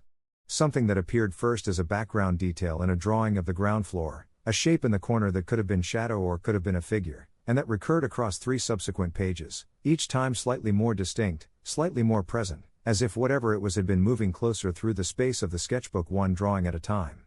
Izuku looked at the recurrent figure without saying anything for a long moment. "When did this start?" he asked. "The first one was about 2 weeks ago," Sora said. She was sitting beside him, her knees pulled up, her voice carrying its usual quality of delivering difficult information as plainly as possible because she had found that plain delivery was easier for everyone. "I thought at first I was imagining it. Sometimes I see things in peripheral vision that aren't there when I look directly, the new senses are still calibrating and sometimes they produce artifacts. So I drew it, because drawing something is my way of looking at it directly. And then it appeared again. And again." She turned the page to the most recent drawing. This one was yesterday. In this drawing the figure was no longer at the background edge. It was present, distinct, fully in the frame, standing in the space between the building and the street, looking up at the high window. The face was rendered with the same technique as the figure in the first drawing, mostly shadow, mostly suggestion, but there was enough, the angle of the jaw, the quality of the posture, the particular way it carried its stillness, that it was clearly not the same figure as in the first drawing. Not the same shadow she had seen at the window 3 weeks ago. A different one. "It's been watching the building," Izuku said. "Yes," Sora said. "And I think it's been watching me watch it." She paused. "The peripheral vision artifacts I mentioned, the things I see that aren't there when I look directly. I think some of them might be there. I think I might have been dismissing real observations as calibration errors." Izuku looked at the drawing. 2 figures, he thought. At minimum 2 figures watching the building. Possibly more that Sora's peripheral attention has registered and her conscious mind has filed under artifacts. And the building in Camino across the city, and Dr. Sato's voice saying, "They are building an army." He was quiet for a moment. "Sora," he said carefully. "I want to ask you something, and I want you to answer honestly even if the honest answer is that you're not comfortable with what I'm going to ask." She looked at him. "From now on, when you see something in the peripheral, even if you think it's an artifact, I want you to draw it. As fast as you can, immediately, before the image fades. Not for evidence necessarily. Just so we have a record of everything you're perceiving, and we can look at it together and figure out what's real and what isn't. Sora looked at her sketchbook. That means I'll be drawing a lot of things that might be nothing. Yes. And that's okay with you? The cost of missing something real is higher than the cost of documenting something that turns out to be nothing, he said. She considered this for a moment with the deliberate thoroughness she brought to decisions. Okay, she said. I can do that. On the second day of rain, Daichi asked Izuku to walk with him. They went up to the second floor, which was the largest open space in the building, and walked together in the slow, measured pace that Daichi had established in the first week, circuits of the space, hands behind backs, the rhythm of people thinking on their feet. The rain against the high windows gave the silence a texture that made it easier to talk in, somehow, the white noise of weather creating a contained world. Dr. Sato told me something, Daichi said. Beyond what she said in front of me about the compound. What? She told me about the lineage. Mine specifically. He paused, and in the pause Izuku could hear the weight of something being organized before it was spoken. She called it the resonance line. The oldest documented lineage, she said. Rarer than the others, distributed differently. She paused again. She said that historically, the resonance line was not created the same way the others were. That the transmission was different. Different how? The others are transmitted through blood, Daichi said. Contact, feeding, the physical mechanism. He looked at the rain on the windows. The resonance line is transmitted through prolonged emotional proximity. Through being, for long enough, in the presence of something that has been resonance for long enough. He paused. She doesn't know where it happened to me. She can't trace it. But she says the exposure must have been significant and sustained. Izuku walked beside him and thought. Emotional transmission, he thought. Not physical contact. Proximity. Duration. Who were you close to, he said carefully, in the period before the transformation began? Daichi was quiet for a long time. My students, he said. 17 years of them. But that's not, the transmission requires something that has resonance, something that is already transformed, and I don't believe any of my students were. You don't know that, Izuku said gently. Another long silence. No, Daichi said. I don't know that. They walked 2 circuits of the space without speaking. The rain against the windows was steady and patient. The thing she told me about the resonance line, Daichi said finally. The historical accounts. She said that throughout the documented history of it, resonance vampires were not recruited the same way as the others. They were, he paused on the word as if it cost him something, cultivated. Over years. Brought along slowly, shaped by proximity, until the transformation was complete. She said it was considered, by whoever has been managing these lineages, a more refined process. More intentional. Cultivated, Izuku thought. He felt something cold and clear move through him. She's saying, he said, that someone chose you. Deliberately. And has been working toward your transformation for years. Yes, Daichi said. That's what she's saying. They walked. How do you feel about that? Izuku asked. I feel, Daichi said slowly, that 41 years of believing I was the author of my own story was always partially a fiction. He paused. I also feel that the story I am in right now, in this building, with these people, is the most genuinely chosen thing I have ever been part of. He looked at Izuku. And I feel that whoever cultivated me made one significant miscalculation. What's that? They assumed that what I would become would serve their purposes. He was quiet for a moment. They didn't account for the possibility that I would find somewhere else to be. Izuku looked at him. He thought about what All Might had said at the door. What you've built here. A different kind of heroism. A better kind, I think. Daichi, he said.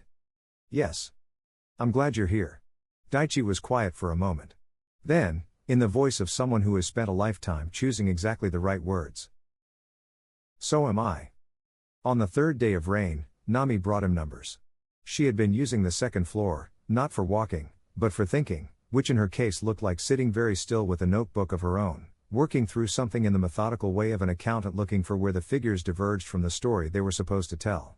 She came downstairs on the morning of the third day with 3 pages of notes and sat across from Izuku at the table and said, I've been working through the pattern. Tell me. The incidents, she said. The 11 documented cases and the 7 of us. She spread her notes on the table. The geographic clustering you noticed, I've been mapping it differently. Not by location but by time and type.